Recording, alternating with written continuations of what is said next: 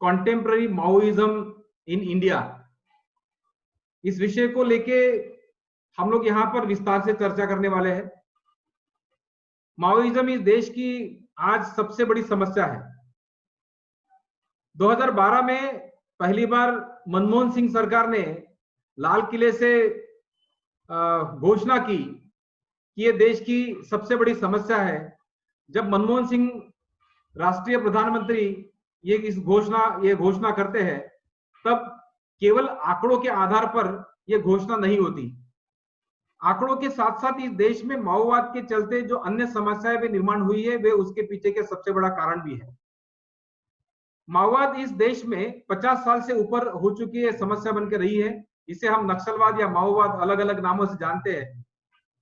2017-18 में इन्होंने राष्ट्र में 50 साल पूरे करने का जल्लोष मनाया, अर्थात उन्होंने मान्य किया कि 1967 को यह आंदोलन विशिष्ट दिशा में जो शुरू हुआ, उसे आज 50 साल पूरे हो चुके हैं। आयोजक के तौर पर और इस विषय के अभ्यासक के तौर पर यह बात मैं सबसे पहले स्पष्ट कर दूं कि भलाई माओवादियों ने या नक्सलवादियों ने उसके 50 साल पूरे होने का लक्ष्य पूरा किया, अर्थात उनका सेलिब्रेशन किया, इसका अर्थ केवल 50 साल से यह समस्या इस देश में है, अगर ये मान के चलते हैं तो शायद हम कोई गलती कर रहे हैं। मैं अभ्यासक के तौर पर इस विषय को काफी गंभीरता से काफी सालों से पढ़ रहा हूं। मैं जमीनी हकीकत और सैद्धांतिक दोनों ही आधार पर इस सिद्धांत का इस बात का अध्ययन कर चुका हूं और उस आधार पर जवाबदारी से ये बताना चाहता हूं कि ये समस्या 50 साल से नहीं है, उसके पहले से है। लेकिन कोई विशिष्ट वर्ग जो है, ये संशोधक और कोई अभ्यासक है, इसे 1967 से किसी विशिष्ट आधार पर रखने की कोशिश करते हैं। नक्सलवाद के चलते लाखों लोगों ने यहां पर जान गंवाई है। रोज कम से कम एक घटना इस देश में होती है। कुछ साल पहले भारत सरकार ने डिक्लेयर किया था, जब लोग कहते थे कि नक्सलवाद को अगर चर्चाओं के आधार पर रोकना है, तो सरकार ने आह्वान किया था कि हम लोग नक्सलवादियों से चर्चा करने को तैयार है, लेकिन महज जरूरी है कि कम से कम 72 घंटों तक नक्सलवादी राष्ट्रीय स्तर पर हिंसा को रोके, तो हम चर्चा के लिए आगे आते हैं। दोस्तों, इस आह्वान के बाद आज तक जब भी मैं इस बात को ऑब्जर्व करता हूं, मुझे ध्यान में आता है कि ऐसा कभी वाकयात हुआ नहीं कि 48 घंटों में या 72 घंटों में कोई घटना नहीं हुई हो। अभी एक कोविड का समय चल रहा है और कोविड के समय के चलते हम लोगों को लग रहा था कि शायद कोविड के समय नक्सलवादी गतिविधि कम होगी, लेकिन पिछले पूरे समय में जब मेरा ऑब्जर्वेशन है, मैं ये कहता है कि ऐसा एक भी दिन गया नहीं जिस दिन नक्सलवादी गतिविधि या नक्सलवादी घटना इस रास्ते में हुई नहीं है। नक्सलवाद किसी एक राज्य की समस्या नहीं है। अनेक वर्षों से ये लॉ एंड ऑर्डर सिचुएशन के तौर पर राज्यों ने इस समस्या को देखा है, लेकिन बहुत साल के बाद राष्ट्र को यह ध्यान में आया कि ये कायदे और कानून का मसला नहीं है, लॉ एंड ऑर्डर का मसला नहीं है, ये राष्ट्रीय आपत्ति है। और पिछले कुछ सालों से राष्ट्रीय स्तर पर इसका नियोजन हुआ। हम जब नक्सलवाद का पूरा स्वरूप देखते हैं, तब ध्यान में आता है कि राष्ट्र में कुछ राज्य जो है वो उनके लश्करी कार्यवाही के चपेट में आ चुके हैं, अर्थात उन राज्यों में इनकी सैनिकी कार्यवाही जो है वो चल रही है। नक्सलवाद को लेके काफी कंफ्यूजन सोसाइटी में है, समाज में है, देश में है। हम लोग तो काफी बार ये कहते हैं कि जंगल में घूमने वाले हरे कपड़े पहनने वाले जो लोग हैं, वो जिस राज्य के जंगली परिसर में भाग में वो घूम रहे, वही राज्य जो है वो नक्सल प्रभावित भाग है। अर्थात कि राष्ट्रीय स्तर पर भी गवर्नमेंट ऑफ इंडिया जब नक्सलवाद रोकने के लिए जो भी उपाय योजना करती है, उसका अगर योजनाओं को अगर देखोगे तो आपको ध्यान में आता है कि जिस राज्य में नक्सली लश्करी गतिविधियां हैं, केवल उन्हीं राज्यों को वे नक्सल प्रभावित राज्य घोषित करते हैं या उनको उन्हीं राज्यों को नक्सल प्रभावित राज्यों मानते हैं। लेकिन अगर आप नक्सलियों के साहित्यों को अगर पढ़ते हो, माओवाद के साहित्य को पढ़ते हो, तो वे दो स्वरूप में काम करते हैं। एक जंगल में जहां पर वे अपने लश्कर को बढ़ा रहे हैं, और दूसरा शहरों में जहां वे अपने आंदोलन को मान्यता प्राप्त करने के लिए विविध प्रकार के आंदोलनों को चला रहे हैं, मतलब विविध प्रकार से वहां पर भी काम कर रहे हैं। नक्सलवाद की जो यह समस्या है, यह केवल जंगल की समस्या नहीं है। मतलब देखा जाए तो जंगल में सबसे ज्यादा लश्कर भर्ती को लेके वे ज्यादा अग्रसर होते हैं, लेकिन इसलिए वहां पर उनका अस्तित्व बड़े पैमाने पे देखा जाता है। लेकिन केवल जंगल में रहते हुए वे टिक नहीं सकते, वो 50 साल पूरे नहीं कर सकते, संभव ही नहीं। कोई जैसे लिट्टे का हम लोगों ने एग्जांपल दिया कि लिट्टे जैसे संगठन केवल जंगली व्यवस्था में, जंगल में रहते हुए अपना आंदोलन चला रहे थे, तो वो टिक नहीं पाए। वैसे नक्सलवाद टिक नहीं पाते, क्योंकि इनकी जो जड़ें हैं वो समाज के विभिन्न हिस्सों में है, समाज में, अर्बन सेक्टर में है, शहरों में है। और इस आंदोलन को चलाने के लिए उनके पीछे एक एक विचार जो है वो उनको वो लेके चलते हैं। इस राष्ट्र की समस्याओं को डील करते समय उनका एक अलग पैरामीटर है, उस आधार पर वे वो चलते जाते हैं। और इसलिए कि वो 50 साल पूरे करने के बाद और कितने साल तक इस देश को झेलना पड़ेगा, ये हम लोग कह नहीं सकते। और इसीलिए देखा जाए तो ये विषय राष्ट्रीय स्तर पर महत्वपूर्ण विषय हो जाता है। नक्सलवाद सबसे बड़ा समस्या होने का दूसरा एक सबसे बड़ा जो कारण है वो क्या है? देखिए, लाखों लोगों की हत्या नक्सलियों ने आज तक की। खास तौर पर नक्सलियों का प्रभाव, लश्करी प्रभाव मैं कहूंगा, नक्सलवाद का जो लश्करी प्रभाव है वो सेंट्रल इंडिया में रहा है। और सेंट्रल इंडिया में लाखों लोगों की हत्या करने के बावजूद शहरों में जो बुद्धिमान लोग हैं, वे नक्सल के विरोध या नक्सल के समर्थन में चर्चा करते हुए हम लोग देखते हैं। अर्थात कि ऐसे कई लोग सोसाइटी में, इंडिया में आज भी है, देश में है, और देश के बाहर भी उनके समर्थक लोग हैं, जो नक्सलवादियों के हत्या सत्रों के चलते हुए भी नक्सलवाद का समर्थन करते हैं किसी विशिष्ट आधारों पर। फिर वो आर्थिक समानता का विषय हो, सामाजिक समानता का विषय हो, आर्थिक, सामाजिक और राजनीतिक शोषण का विषय हो, इस विषय पर वे चर्चा करते हैं और कुछ हद तक इसके समर्थन में खड़े भी हो जाते हैं। नक्सलवाद के समर्थन में प्रत्यक्ष और अप्रत्यक्ष जिस प्रकार से लोग सामने आ रहे हैं और आते रहे हैं आज तक, यही सबसे बड़ा कारण है कि नक्सलवाद पर वाकई राष्ट्रीय स्तर पर चाहे जितनी भी प्रकार की चर्चा हुई हो, नक्सलवाद को आज तक हम रोक नहीं। इस माओवाद का स्वरूप क्या है? माओवाद अर्थात नक्सलवाद ये सामाजिक समस्या है, राजनीतिक समस्या है, आर्थिक समानता की समस्या है, या और कोई समस्या है? आप विभिन्न लोगों को अगर नक्सलवाद के विचारों पर चर्चा करते हुए देखेंगे तो आप पाओगे कि वे नक्सलवाद के स्वरूप को अलग अलग स्वरूप में रखने की कोशिश करते हैं, समाज में रखने की कोशिश करते हैं। लेकिन राष्ट्रीय स्तर पर कोई भी एक ऐसा विचार अगर आप देखना चाहोगे तो नहीं मिलेगा। कभी भी समानता, विचारों में समानता आपको नहीं मिलेगी जो ये कहे कि नक्सलवाद ये नहीं, केवल ये है, ऐसा नहीं है, ऐसा मात्र आपको कहीं मिलेगा नहीं। उसके संदर्भ में काफी विभिन्न प्रकार के विचार जो है वो आपको समाज में विभिन्न लोगों के द्वारा, हम लोग काफी बार मतलब हंसी मजाक में सुनते हैं, बहुत बार ऐसा होता है कि शासन ने मुझे ये नहीं दिया तो मैं नक्सलवादी बन जाऊंगा। बहुत बार बहुत सारे विचारवंत ये तक कह जाते हैं कि समाज में किसी विशिष्ट तबके को या वर्ग को ये नहीं मिला, इसलिए नक्सलवाद बढ़ा हुआ या इसीलिए नक्सलवाद का जन्म हुआ। कोई ये भी कहते हैं कि अगर किसी एक समाज को या एक वर्ग को अगर ये नहीं मिलेगा तो ये नक्सलवादी नहीं बनेंगे, तो और क्या बनेंगे? अर्थात कि हम प्रत्यक्ष और अप्रत्यक्ष तौर पर नक्सलवाद का समर्थन इसलिए करते हैं क्योंकि राजनीतिक व्यवस्था के द्वारा किसी एक विशिष्ट वर्गों का या किसी एक विशिष्ट व्यक्ति को अगर कुछ प्राप्त नहीं होता तो फिर वो नक्सलवादी बन जाता है। अर्थात कि राष्ट्र की प्रशासनिक समस्याओं की वजह से, राष्ट्र की प्रशासन की ओर से किसी विशिष्ट वर्गों को कुछ मिलना चाहिए, अगर नहीं मिलता है तो ये नक्सलवाद का निर्माण हुआ। इस प्रकार के हम लोग भावनाओं को व्यक्त करते हैं। अर्थात कि नक्सलवाद का निर्माण का यह कारण समाज के विभिन्न वर्गों के द्वारा जो बताया जाता है वो सच नहीं है, वास्तव नहीं है, लेकिन वो भावनाओं के आधार पर व्यक्त करते हैं। और जब बार बार व्यक्ति इन बातों को दोहराता है तो कुछ सालों के बाद लोगों को यह लगता है कि शायद यही आधार है, यही कारण है जिसकी वजह से नक्सलवाद पैदा हुआ या निर्माण हुआ है। तो नक्सलवाद क्यों निर्माण हुआ, नक्सलवाद के आधार क्या है, ये दो विभिन्न अलग अलग हिस्से हैं, लेकिन समाज के अधिकतर लोग इसे समझ नहीं पाते।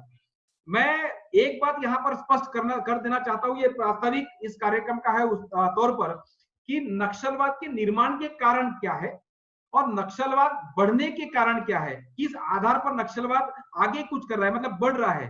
तो नक्सलवाद जिस आधारों को लेके बढ़ रहा है वे अलग है, और नक्सलवाद जिस कारणों के लिए खड़ा हुआ है वो अलग है। वैसे नक्सलवाद के संदर्भ में जितनी ही अलग अलग विचारधाराएं लोगों ने रखी हो, एक बात तो बहुत ही स्पष्ट है कि लोग इसे सामाजिक समस्या मानते हैं, लेकिन नक्सलवादी ये एक राजनीतिक पक्ष है। और नक्सलवादी खुद उनके डॉक्यूमेंट्स में ये बात रखते हैं कि नक्सलवादी एक राजनीतिक पक्ष है, और राजनीतिक पक्ष होने के नाते कि राजनीतिक पक्षों के जो विभिन्न विभाग होते हैं, उसी प्रकार नक्सलवाद के भी विभिन्न विभाग है, और वे विभिन्न विभाग विभिन्न हिस्सों में विभिन्न सामाजिक घटकों में उनके विचारों को मान्यता प्राप्त करने के लिए वो अलग अलग तरीके से काम करते हुए वो हम लोग देखते हैं। और इसी आधार पर फिर राज्य में कोई सामाजिक समस्या निर्माण होती है या सामाजिक कोई घटना उत्पन्न होती है, तो उस घटनाओं में नक्सलियों के कुछ समर्थक लोग वहां पर खड़े हो जाते हैं और उस घटनाओं को विशिष्ट अलग अलग दृष्टि से अलग दिशाओं में चर्चा कर सामने समाज के सामने लाने की कोशिश करते हैं। देखिए कि समाज में कोई एक समस्या विभिन्न लोग किस प्रकार इंटरप्रेट करते हैं। कोई समाजशास्त्री है तो राज्य को वे भी उसका विवेचना, राज्य शासन की विवेचना करते हैं, लेकिन उनका जो पैरामीटर होता है वो राष्ट्रीय स्तर में प्रशासनिक व्यवस्था के अंतर्गत रहते हुए उस मसले को हल करना इस प्रकार देखा जाता है। लेकिन नक्सल समर्थक जो है वो नक्सल समर्थक या नक्सलवादी जो है उन्हीं समस्याओं को इस प्रकार उसकी रचना करते हैं या उसका इंटरप्रिटेशन करते, विश्लेषण करते हैं और इस बात को सामने लाने की कोशिश करते हैं कि इन समस्याओं को कभी भी सुलझाया नहीं जा सकता, क्योंकि यहाँ पर जो लोकतंत्र है या लोकतांत्रिक व्यवस्था में जिस प्रकार की व्यवस्था हम लोगों ने स्वीकार की है, इस व्यवस्था में जो सत्ताधीश है वो विशिष्ट एक वर्ग है जो चाहता ही नहीं कि यहाँ की समस्या हल हो। यहाँ पर जो लोकतांत्रिक व्यवस्था हम लोगों ने स्वीकार की, लोकतांत्रिक व्यवस्था का तो वो स्वीकार मतलब उसको मान्यता ही देने के लिए तैयार नहीं है। और इसलिए कि जब तक राज्य व्यवस्था में परिवर्तन नहीं आता, मतलब राज्य व्यवस्था ही पूरी बदल नहीं जाती, तब तक इस राज्य में किसी प्रकार के समानता की हम लोग अपेक्षा नहीं कर सकते। इस प्रकार की रचनाओं रखने की कोशिश करते हैं। नक्सलवाद क्या है, माओवाद क्या है, कैसे आया, अभी उसकी स्थिति क्या है, नक्सलवाद का जो अप एंड डाउन का जो ग्राफ है, ये सारा जो विषय है हम आने वाले 12 दिनों में विश्लेषण से समझने की कोशिश करने वाले हैं। आज इस विषय का पहला दिन है। ये विषय के संदर्भ में ये पहला निवेदन है। इसके वजह से नक्सलवाद को एक विशिष्ट स्वरूप में केवल आधारभूत तत्वों के आधार पर मैं आपके सामने रखने की कोशिश करने वाला हूं और कुछ महत्वपूर्ण सवाल जो नक्सलवाद के चलते पिछले अनेक वर्षों से हमारे सामने है, जो अभी तक अनसुलझे है, जो सुलझे नहीं है, वो क्या है उसको जानने की कोशिश करते हैं। मैं उन समस्याओं और प्रश्नों के ऊपर आने के पहले नक्सलवाद के कुछ जो बेसिक बातें हैं वो आपके सामने रखने की कोशिश। माओवाद की समस्या को समझने के लिए कुछ तथ्य वास्तव आधार पर सामने लाने की मैं कोशिश करता हूं। हम लोग आंकड़ों के आधार पर और इसे समझने की कोशिश करते हैं। क्या है भारत की समस्या माओवाद के संदर्भ में? तो माओवाद ये जो हिस्सा दिख रहा है भारत के, जो सेंट्रल इंडिया जिसे कहा जाता है, माओवादी इसे दंडकारण्य कहते हैं, इन हिस्सों में बटा हुआ है। अर्थात कि जहां पर वो रेड जोन है वहां पर सबसे ज्यादा ग्रेविटी नक्सल की है और जहां पर एलोई जोन है वे जो है वो नक्सल प्रभावित हिस्से थे, लेकिन अभी वहां पर प्रभाव कम हुआ है, ऐसा हम देखते हैं। 2007 में कहा जाता था कि करीब 92,000 किलोमीटर जो परिक्षेत्र है वो इससे प्रभावित था।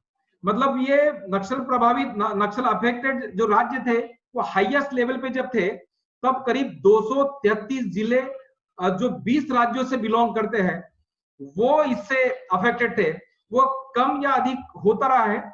वैसे अगर आप देखोगे तो एक समय ऐसा था जिस समय नक्सलवाद यहाँ से करीब भारत में करीब 35 से 40% एरिया को कवर करता था, मतलब उसको उतने प्रभावित था। 1996 से 1916 तक 2016 तक का केवल ग्राफ अगर आप डेथ का अगर देखते हैं तो ये नजर आपके सामने। वैसे तो हजारों लोगों की डेथ अभी तक नक्सलियों के चलते हुई है, इस संघर्ष के चलते हुई है। केवल कुछ ग्राफ हम लोग यहाँ पर देखते हैं कि 7,618 सिविलियंस केवल 96 से लेकर 2016 तक मारे गए।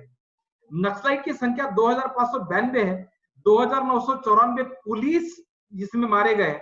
ऐसे करीब 13,362 लोगों का जो आंकड़ा, ये प्रशासनिक आंकड़ा जो अवेलेबल है वो मैं आपके सामने प्रस्तुत कर रहा हूं। अगर आप इसको कंपैरेटिवली देखेंगे, समस्या क्या है इस बात को समझना है, तो इस चीजों को कंपैरेटिवली देखने की कोशिश करिए। देखिए कि नक्सलाइट कितने मारे गए इस दरमियान, तो 2,592, पुलिस 2,994, मतलब करीब करीब समान संख्या जो है वो दोनों की, पुलिस और नक्सलियों के बीच में, मतलब झड़प जो दोनों के बीच में होती है वो पुलिस और नक्सलियों के बीच में होती है। लेकिन सबसे ज्यादा मारे हुए लोगों की संख्या किसकी है, तो सिविलियंस की। मतलब ये समस्या किसकी हुई, तो संघर्ष, अगर नक्सलवाद ये समझते हैं कि ये उनके दुश्मन पुलिस है या प्रशासन है, तो वे केवल पुलिसों को मारते तो मान सकते थे, लेकिन सिविलियन सबसे ज्यादा अगर मारे गए हैं तो इसका अर्थ क्या निकलता है, ये सोचने की जरूरत हमें है। और इस बात को मैं यहाँ पर प्रस्तुत करने की कोशिश कर रहा था।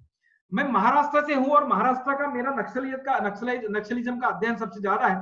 तो नक्सलियों की महाराष्ट्र की स्थिति क्या है वो आपके सामने मैं आंकड़ों के आधार पर रखने की कोशिश कर रहा हूं। देख लीजिए कि इन्हीं वर्षों के दरमियान महाराष्ट्र में, मतलब 1980 के दशक में महाराष्ट्र में नक्सलवाद का प्रभाव, सैनिकी प्रभाव हम लोग अगर देखते हैं, तो तब से लेकर अभी तक सबसे ज्यादा गडचिरोली, गोंदिया, चंद्रपुर, यवतमाड़, ये जो हिस्सा है वहां पर रहे। अभी वो केवल गडचिरोली और गोंदिया में सिमट कर रह गए हैं, लेकिन गडचिरोली के अधिकतर जिले अभी भी नक्सल प्रभावित है। इनकी आंकड़ेवारी जो है, केवल गडचिरोली एक जिले की आंकड़ेवारी में आपके सामने प्रस्तुत कर रहा हूं, मतलब सबसे ज्यादा प्रभावित जो जिला है उसके आंकड़ेवारी आपके सामने प्रस्तुत कर रहा हूं। तो यहाँ पर आप देखोगे कि पुलिस जो है 221 मारे गए हैं, नक्सली जो है 172 मारे गए हैं, लेकिन सिविलियंस की संख्या अगर आप देखोगे तो सिविलियन की संख्या यहाँ पर 537 है। अर्थात यहाँ पर भी महाराष्ट्र में भी पुलिस और नक्सल, ये दोनों की झड़प में अगर ये पुलिस और नक्सल मारे जाते तो ये अलग अलग मसला था, लेकिन यहाँ पर भी 537 सिविलियंस मारे गए हैं। अब ये सिविलियन का दोष क्या है, तो ये समस्या की हुई, इस बात को समझने के लिए ये आंकड़े जो है ये कुछ अलग चीज दर्शाते हैं, इसे देखने की जरूरत है। मैं जो ऊपर का जो आपका महाराष्ट्र का नकाशा दिखा रहा हूं, यहाँ पर करीब 5 जिले हैं, जो 5 जिले नक्सल प्रभावित है। अभी मैंने आपको जैसे बताया कि जैसे ये गडचिरोली जो है, ये गडचिरोली और ये गोंदिया, ये अभी सबसे ज्यादा प्रभावित रहा है। राष्ट्रीय स्तर पर हम जब इस आंकड़ों को देखते हैं, अभी थोड़ी देर पहले मैंने राष्ट्रीय आंकड़ों को आपके सामने प्रस्तुत करने की कोशिश की 96 से लेकर 2016 तक। वैसे राज्यों का कंपैरेटिव अगर आप सोचते हो तो आपको ध्यान में आएगा कि महाराष्ट्र, उड़ीसा, झारखंड, छत्तीसगढ़ और बिहार, ये जो राज्य है ये नक्सलियों से सबसे ज्यादा प्रभावित राज्य है। आप लोगों ने देखा होगा कि माओवाद का जन्म जब हुआ, मतलब नक्सलवाद का जन्म जब भारत में 1967 जो बताया जाता है, तो 1967 वो हुआ पश्चिम बंगाल में। लेकिन पश्चिम बंगाल में कुछ सालों के बाद इसका प्रभाव कम हो जाता है और आंध्र और तेलंगाना में इसका प्रभाव सबसे ज्यादा बढ़ जाता है। आंध्र प्रदेश के बाद छत्तीसगढ़, अभी आज के तारीख में छत्तीसगढ़ ये जो है नक्सलियों का डेंस माना जाता है, मतलब उसका जो मुख्यालय है वो अबूझमाड़ नाम का जो एरिया है, जो गडचिरोली मतलब महाराष्ट्र का जो गडचिरोली जो है, गडचिरोली और छत्तीसगढ़, वो जो बस्तर जो हम लोग कहते हैं, तो बस्तर का सटा हुआ जो एरिया है वहां पर उनका अभी गढ़ माना जाता है, वहां पर सबसे बड़े पैमाने पे। लेकिन उसका प्रभाव, लश्करी प्रभाव जो है ये राज्य के अनेक राज्यों में हम लोग देखते हैं। मतलब 2008 से 2012 का जो प्रशासनिक जो आंकड़ेवारी मेरे पास अवेलेबल थी वो मैंने यहाँ प्रस्तुत किया, अर्थात कि इसका रोशो जो है वो बहुत बड़े पैमाने पर तो 2020 तक कम नहीं हुआ है। ये दूसरी आंकड़ेवारी मैंने आपके सामने प्रस्तुत की। मैं जातिगत आधार पर भी इसको विश्लेषण करने की कोशिश कर रहा था। ये मेरा संशोधन का, पीएचडी का संशोधन का विषय था और मैंने अलग अलग तरीके से इसको प्रस्तुत जब करने की कोशिश की, वहां पर एक एनालिसिस मेरे लिए बहुत अचंभित करने वाला ये था। नक्सलवाद ये बताने की कोशिश करते हैं कि वे देश के सेंट्रल एरिया में क्यों है, सेंट्रल इंडिया में क्यों है। सेंट्रल इंडिया सबसे ज्यादा शेड्यूल ट्राइब, मतलब अनुसूचित जमातियों का बहुल एरिया है और यहाँ पर सबसे ज्यादा आदिवासी लोग पाए जाते हैं। और इनके सुरक्षा के लिए, इनके अधिकारों के लिए, इनके जमीन के हक के लिए, इनके सामाजिक और आर्थिक हक के लिए वे इस भाग में अपना सिक्का जमाए हुए, ऐसा कहा जाता है।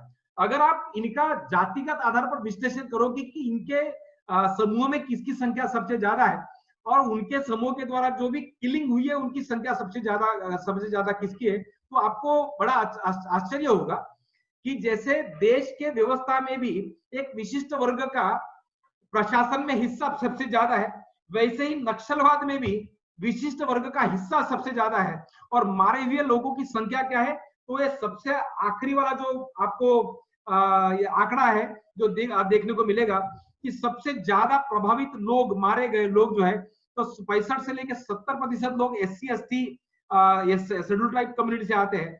शेड्यूल कास्ट कम्युनिटी के जो लोग हैं करीब से 7 से 8% लोग जो मारे गए उनकी संख्या है। ओपन कैटेगरी के जो लोग मारे गए उसमें भी 3 से 4% लोग हैं।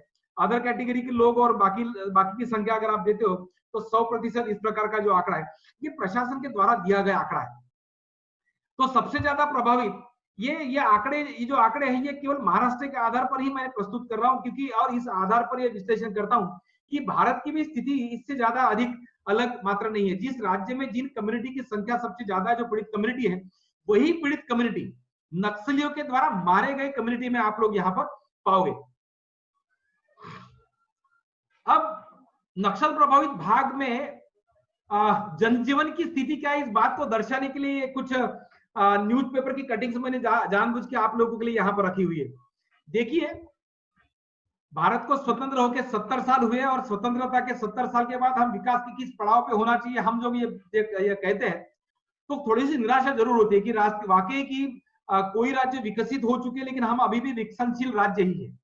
लेकिन विकास के मुद्दों को उठाने के लिए अगर नक्सलवाद अगर महत्वपूर्ण आंदोलन है ऐसा कहा जाता है, तो जिस प्रभाग में सबसे ज्यादा वे है वहां की स्थिति क्या है, अर्थात कि अगर विकास के मुद्दों को आप वाकई बार बार अगर उठा रहे हो तो जरूरी हो जाता है कि उस भाग में, उस विभाग में, उस प्रभाग में या उस राज्य में विकास की गति अधिक होनी चाहिए। लेकिन यह स्थिति जो है ये 2018, 19, 20 की है, जो आपको दिखाता हूं कि आज भी उन परिसर में कोई भी साधन नहीं है, मतलब लोगों का जनजीवन जो है बड़े मुश्किल से गुजरता है। यह स्थिति को दर्शाता है कि क्या अवस्था है। केवल यह अवस्था पुलिस की ही नहीं है, मतलब अगर कहीं ऑपरेशन करने जाना है तो उन्हें भी सारे परिस्थिति का सामना करना पड़ता है। लेकिन दूसरी तरफ यहाँ पर जूझती हुई परिस्थितियों का जो सामना है वो ग्रामीण लोगों को भी करना पड़ता है। रास्ते ही नहीं है तो दवाखाना अगर जाना है तो कोई जो आरोग्य सेवी का आरोग्य का जो वाहन है वो भी नहीं पहुंचता, और लोगों को कई कोस तक अगर कोई बीमार व्यक्ति है तो उन्हें इस प्रकार लेके जाना होता है। रास्तों की हालत तो बद से बदतर है, क्योंकि रास्ते और पुल, ये दो चीज हमेशा नक्सलियों के टारगेट रहे हैं। अगर कोई भी व्यक्ति रास्ता और पुल बनाना चाहे जो गांवों को कनेक्ट करता है, वे वहां पर करने देते नहीं है। और कई रास्तों के कामों पर बॉम्ब स्फोट और बाकी सारा जो चीज है, या किसी को मार डाला, ठेकेदारों को मार डाला, या रास्तों के मजदूरों को भगा दिया, ये परिस्थिति को हम सामना करते हैं। कम्युनिकेशन माध्यमों का अगर आप स्थिति देखोगे तो नक्सल प्रभावित भाग में अगर थोड़ा सा हिस्सा छोड़ देते तो बाहर अंदर में कम्युनिकेशन का बड़ा प्रॉब्लम है। आज दुनिया 5G के सपने देख रहे हैं, लेकिन हम लोग ग्रामीण भाग, मतलब ये जो तस्वीर मैं आपको दिखा रहा हूँ ये मैंने खुद निकाली हुई तस्वीर है, जो नक्सल प्रभावित भाग में बहुत शहरी इलाके से थोड़ा सटा हुआ एरिया वहां की है। लोगों को वहां पर इस प्रकार बात करने पे वे है, क्योंकि मोबाइल आज भी वहां पर पहुंचा हुआ नहीं है। बहुत सारा हिस्सा है जहां पर आज भी मोबाइल मात्र नहीं, लोगों के पास मोबाइल जरूर है लेकिन मोबाइल नेटवर्क नहीं है। रास्तों की हालत आप देखिए कि रास्ता सबसे ज्यादा प्रॉब्लमेटिक है। रास्ता नक्सलवादियों को नहीं चाहिए। नक्सलवादियों का मानना है कि अगर यहाँ रास्ते बनेंगे तो पुलिस अंदर आएगी, तो केवल नक्सलवादियों को खत्म करने के लिए ही गवर्नमेंट यहाँ पर रास्ते बनाना चाहती है। ये नक्सलवादियों का अप्रोच है। अभी रास्ते किस लिए जरूरी है, ये सामान्य तौर पर आप अप्रोच, इसका सामान्य तौर पर आप विश्लेषण करिए कि अगर रास्ते नहीं होंगे तो बच्चे स्कूल कैसे जाएंगे, अगर रास्ते नहीं है तो अगर कोई बीमार व्यक्ति है वो शहर कैसे पहुंचेगा। हर चीज रास्तों से लटक जाती है। लेकिन माओवादी जो है वो रास्तों को टारगेट करते, वो नहीं बनने जाते, उसके चलते विकास की सारी चीजें जो है वो लटकी पड़ी है। गणपति फिलीपाइंस भाग गया, इसका ये पिछले बार का एक आया था, जो सबसे बड़ा मुखिया था वो बीमार चल रहा था, और उसके बाद में अभी दूसरा मुखिया आ चुका है, और उसका जो पुराना मुखिया जो गणपति था वो अभी फिलीपाइंस में भाग गया है। जो आपके आरोग्य के काम के लिए मतलब एक तरफ उसको भागने का रास्ता क्लियर करने के लिए दूसरे तरफ इस प्रकार का काम इन्होंने षड्यंत्र किया था। ये इसकी तस्वीर छपी थी, वो मैं देता हूं। कुछ भाग ऐसे हैं जहां पर अभी कुछ सामान्य लोग इससे त्रस्त हो चुके हैं और उसकी वजह से अभी वो सामने आने लगे हैं। सामान्य ग्रामीण लोग, मतलब ग्रामीण इलाकों में, मतलब जहां नक्सल प्रभावित भाग है वहां पर वाकई जो आदिवासी एरिया, आदिवासी लोग है या वहां पर जो पीड़ित समाज है, वे त्रस्त हो चुके हैं और अभी वो सामने आने लगे ये बात को कि हमें इससे निजात दिलाइए, हम लोगों की हालत खराब, मतलब उन लोगों की पीढ़ियां बर्बाद हो चुकी है। रास्तों की हालत तो मैंने बताया, बरसात में कई गांव नक्सलवादियों के इन विकास अप्रोच की वजह से टूट जाते हैं। मतलब कई गांव जो है, अगर बरसात का सादा पानी भी आया तो वहां ये रास्तों क्या उनका हालत हो जाता है। ऐसे ये परिस्थिति सामान्य है। ऐसे स्थिति में किसी लोगों को वाहन से जाना, बसेस से जाना या बाकी चीजें, वो चीजें जो है वो तो असंभव है। वाहनों की स्थिति क्या ये दर्शाता है, आपके सामने जो तस्वीर है, आपको आश्चर्य होगा कि वैसे तो कोई बसेस, प्रशासनिक बस या महामंडल की बस तो इन भागों में बहुत ही कम चलती है, या तो अनेक भाग है जहां पर तो चलती ही नहीं और लोग मजबूर हो जाते हैं, क्योंकि अगर उनको गांव जाना है, तालुका में आना है, तहसील के किसी कामों के लिए आना है, स्कूल में अगर आना है या दवाखाना ही आना है, तो उनको ऐसे स्थिति में गुजारा करने की सेवा कोई पर्याय उन क्षेत्रों में नहीं है, क्योंकि बस वही चलेगी जहां पर रास्ता होगा। फिर कैसे तो भी गांव में एक गाड़ी चलती है, उस गाड़ी पर जितने लोग आ सकते हैं उतना बैठते हैं। आपके सामने जो गाड़ी प्रस्तुत है, इस गाड़ी को खड़ी करके मैंने लोगों को गिना था, आपको आश्चर्य होगा कि करीब 70 लोग इस गाड़ी में बैठे हुए हैं, जो बस में भी लोग नहीं बैठते। 70 लोग तो बस में नहीं बैठते, यहाँ पर एक ही गाड़ी में 70 लोग, लेकिन लोग मजबूर है इस परिस्थिति का सामना करने के लिए। वहां का सबसे बड़ा जो आर्थिक केंद्र है तेंदुपत्ता, और वो भी बड़े पैमाने पे चपेट में आए हैं, और उनको लेके जो राजनीति है, उन राजनीति के चलते भी सामान्य लोगों की जान बड़े पैमाने पे गंवानी पड़ी है। आदिवासियों की हालत क्या है कुछ, तो ये मैं कुछ तथ्य आपके सामने प्रस्तुत करने की कोशिश कर रहा था। इन तथ्यों के आधार पर एक बात मैं बताने की कोशिश कर रहा था कि विकास नक्सलियों का मूल मुद्दा है। अगर विकास नक्सलियों का मूल मुद्दा है तो 50 साल जिस एरिया में आप आंदोलन चला रहे हो, क्या वहां की मूल समस्या खत्म हो चुकी है? तो मूल समस्या को खत्म करने के लिए जो मुद्दे आपने उठाए वो आज तक उनका निर्णय क्यों नहीं लगा? तो इस बात की वजह से हम इस बात को हमें सोचना पड़ेगा कि भाई ऐसा क्यों हो रहा है। मैं स्लाइड शो के माध्यम से राष्ट्रीय परिप्रेक्ष्य में नक्सलवाद का स्वरूप दिखाने की कोशिश कर रहा था। अब कोई भी विद्वान जो नक्सलवाद विषय पे थोड़ी ही जानकारी रखता है, अगर आप उससे कहोगे कि नक्सलवाद विषय पे आपसे बात करना है, तो आपको कोई भी प्राध्यापक, कोई भी विद्वान ऐसा नहीं कहेगा कि हाँ मैं नहीं बात करता। और नक्सलवाद के संदर्भ में वो खुद के अपने जो विचार है वो थोप देता है, वो कहने की कोशिश करता है कि नक्सलवाद ये है और इसीलिए इन कारणों के आधार पर नक्सलवाद आया और इसी आधार पर यह नक्सलवाद टिका हुआ है और इसलिए नक्सलवाद को हमने इस तरह से देखना चाहिए। प्रॉब्लम यह है कि महाराष्ट्र हो, छत्तीसगढ़ हो, आंध्र प्रदेश हो, तेलंगाना हो, फिर या जहां तक ये नक्सलवाद फैला हुआ है, हर राज्यों में स्थानिक जगह पर जहां पर नक्सलियों की सैनिकी कार्रवाई होती है, वहां पर वहां के लोग नक्सलियों को अलग ढंग से इंटरप्रेट करने की कोशिश करते हैं। और शहरों में हम जो आराम से 5 स्टार होटल्स में बैठ के जो बात करने वाले लोग होते हैं, वो नक्सलवाद को अलग तरह से बात करने, बताने की कोशिश करते हैं। लेकिन दोनों ही हिस्सों में नक्सलवाद के संदर्भ में जो एक मत होना चाहिए वो मात्र नहीं दिखता। दूसरी तरफ एक महत्वपूर्ण प्रॉब्लम यह है कि जितने विद्वान इस देश में नक्सलवाद के संदर्भ में अपने विचारों को रखते हैं, उनमें भी नक्सलवाद के संदर्भ में कोई एक मत नहीं दिखता और इनमें किसी भी प्रकार की एकाग्रता नहीं होने की वजह से राष्ट्रीय स्तर पर पिछले 50-60 सालों से हम लोग इस बीमारी से जूझ रहे हैं। अब ये हुआ एक हिस्सा, इसके दूसरे हिस्से में हम लोग आगे कुछ करते हैं। तो ये अभी तक का जो हिस्सा था, ये नक्सलवाद का एक हिस्सा है। नक्सलवाद का जो दूसरा हिस्सा है वो बहुत ही संघर्षशील है। मतलब देश में आजकल उसमें जंग छिड़ी हुई है, वैचारिक जंग। वो वैचारिक जंग इसलिए भी है हम लोग अर्बन नक्सल के नाम से आजकल बहुत चर्चा कर रहे हैं, मतलब अर्बन नक्सल है या नहीं है, यहाँ से उसकी शुरुआत हो जाती है।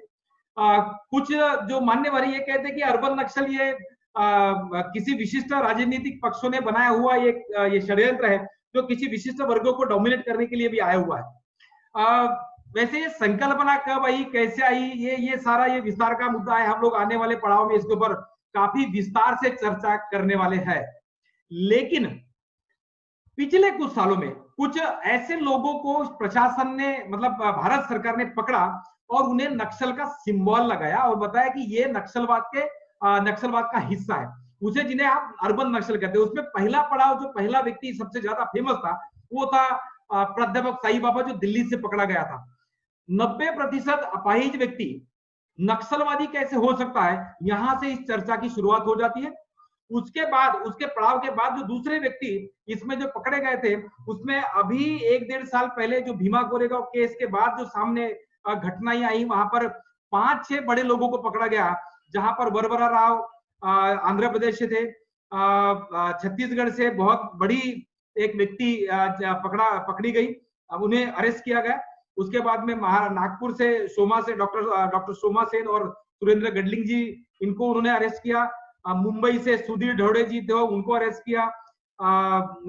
दिल्ली से और कुछ लोग ऐसे, नवलखा जो बहुत फेमस मानवाधिकार कार्यकर्ता के तौर पर जाना जाता है, उन्होंने अरेस्ट किया। और अभी जो आनंद तेलतुंबड़े जी का नाम अभी बहुत लाइमलाइट में है, अभी 14 अप्रैल को उन्होंने सरेंडर किया। इन लोगों को भारत सरकार ने अरेस्ट करने के बाद नक्सलवाद के संदर्भ में एक अलग विचारधारा, एक अलग पड़ाव सामने आ जाता है और प्रश्न निर्माण होता है कि वाकई ये लोग नक्सलवादी है, कि वाकई अगर इन लोगों ने नक्सलवादियों का साथ दिया होगा या देते होंगे, लेकिन उसके बावजूद क्या इन लोगों को अरेस्ट करना योग्य है? यहां से चर्चा शुरू हो जाती है। हम लोग उन चर्चाओं को भूल जाते हैं कि लाखों की संख्या में, हजारों की संख्या में लोग रोज मारे जा रहे हैं जो नक्सलवादी एरियाज में है, और इन बातों के ऊपर हम टर्न करते हैं कि भाई नक्सलवाद के संदर्भ में की हुई कार्रवाई के योग्य है। मैं प्रशासन के द्वारा की हुई कार्रवाई का अभी समर्थन नहीं करता, जो शहरों में उन्होंने समर्थन किया, लेकिन मैं इन बात को भी नहीं नकारता कि प्रशासन ने इन कार्रवाई को करना ही नहीं चाहिए। अगर 50 साल से ऊपर अगर कोई आंदोलन जंगल में टिका हुआ है या जमा हुआ है, वो अपनी मजबूत जड़ें जमा हुआ है, तो बगैर वैचारिक आधार के या सामाजिक समर्थन के वे समाज में नहीं टिक सकता। अब अगर वो समाज में, शहरों में टिका हुआ है, तो कोई ना कोई उसका तो समर्थक होगा। फिर समर्थक किस हद तक है, समर्थकों की लेवल क्या है? अगर वो समाज में, शहरों में रहते हुए कोई व्यक्ति अगर नक्सलवाद के लिए काम करते हैं, तो उनका फायदा जंगल के इन व्यवस्थाओं को क्या है, ये समझना जो है, ये नक्सलवाद का दूसरा पड़ाव है। वैसे अगर आप नक्सलवाद के अर्बन पर्सपेक्टिव को अगर पढ़ने की कोशिश करेंगे, तो उसके कुछ अनसुने पहलू जो है आपके सामने आते हैं। मैं उसमें से एक हिस्सा आपको उनके अर्बन पर्सपेक्टिव का पढ़ के बताता हूं, आपको अंदाजा। तो मेरे सामने एक नक्सलियों की एक किताब है, उनका अर्बन पर्सपेक्टिव। ये किताब जो है, ये नक्सलियों के द्वारा बनाई गई किताब है। उनका जो 9th कांग्रेस हुआ था 2001 में, और उनके 9th कांग्रेस में जो रिजोल्यूशन लिए गए थे, वो रिजोल्यूशन को उन्होंने उनके अर्बन पर्सपेक्टिव, मतलब अर्बन पर्सपेक्टिव जो है इनका, और वर्क इन अर्बन पर्सपेक्टिव, इसमें उन्होंने छापा है। यहाँ पर कई हिस्सों पे उन्होंने विस्तार से चर्चा की है। यहाँ तक कि ग्रामीण प्लेसेस में लोग किस प्रकार काम करेंगे, नक्सलवादियों की क्या संबंध शहरी लोगों से किस प्रकार होगा, इसका विस्तार से यहाँ पर विश्लेषण उन्होंने किया हुआ है। उनके इंपॉर्टेंस को बताते हुए वे क्या कहते हैं, उनका ये जो इंट्रोडक्टरी पार्ट है, इस इंट्रोडक्टरी पार्ट में कुछ हिस्सा में आपको केवल पढ़ के बताना जरूरी समझता हूँ। क्या कहते हैं? Work in the urban area has a special importance in our revolutionary work, in our revolution, which follow the line of protracted people's war. The liberation of urban area will be possible only in the large stage of the revolution. However, this does not mean that there is no need of concentration on the building of urban revolutionary movement from the beginning. इस urban perspective में इस बात को वो focus करते हैं कि नक्सलवाद ये केवल जंगल में चलने वाला काम नहीं है। केवल जंगल में अगर वो अस्तित्व बनाए हुए रखते हैं तो वे 50 साल तो कभी यहाँ पर संभव ही नहीं था कि वो यहाँ रह पाते, और 50 साल से अभी अधिक समय तक ये चलने वाले हैं, रहने वाले। इसका सबसे बड़ा अगर कोई कारण है तो वो है कि शहरों में रहने वाले बुद्धिमान लोग जो है, जो नक्सलियों के साथ संबंध रखते हैं, वे लोग इसके आधार है।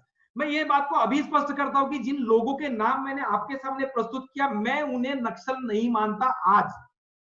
इसलिए क्योंकि जब तक प्रशासन या कानून उनको ऊपर ये सिक्का नहीं लगा देता कि ये नक्सलवाद है, ये मैंने कहना कि ये नक्सलवाद है, नक्सलवादी है, ये उन लोगों के साथ अन्याय होगा, और मैं किसी के साथ भी अन्याय करना योग्य नहीं समझता।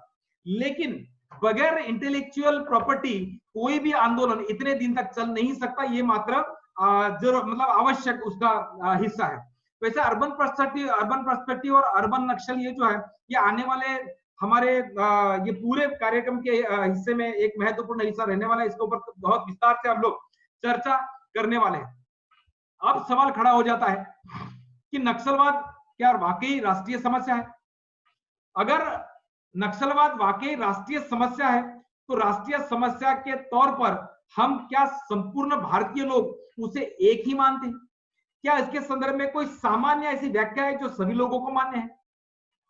प्रॉब्लम यह है कि हम लोग नक्सलवाद को गलत मानते जरूर है, लेकिन इसके संदर्भ में कोई सामान्य ऐसी व्याख्या नहीं है जिसके आधार पर लोग उसका विरोध या उसका समर्थन करें।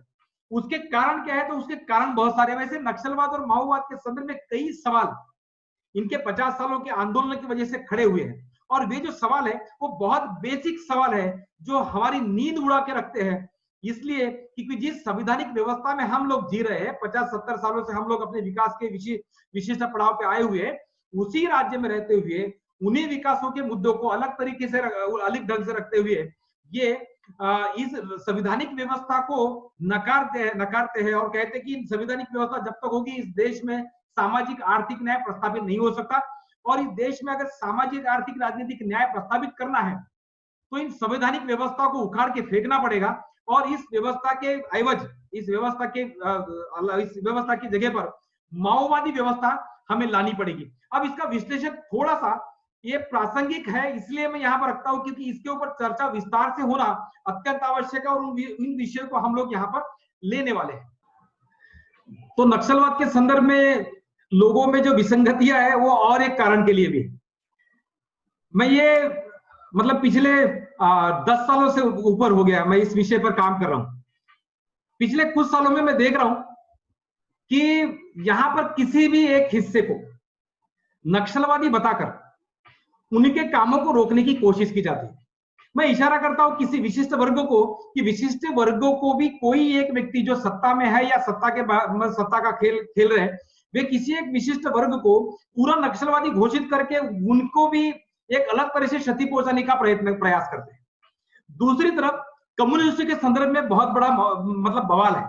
वो बवाल ऐसे है कि देखिए, वैसे तो नक्सलवाद जो है वो कम्युनिस्ट विचारधारा के आधार पर निर्भर करता है, मतलब वो बेसिकली कम्युनिज्म है। मतलब मार्क्सिस्ट विचारधारा जो साम्यवाद की बात करता है, और उसी आधार पर रशियन राज्य क्रांति हुई, और उसके बाद में फिर चाइनीज राज्य क्रांति हुई, और बेसिकली इसी कम्युनिस्ट विचारधारा के अंतर्गत कुछ कलह जो था, उसका संघर्ष जो है, उस संघर्षों से बाहर निकलकर नक्सलवाद सामने आया।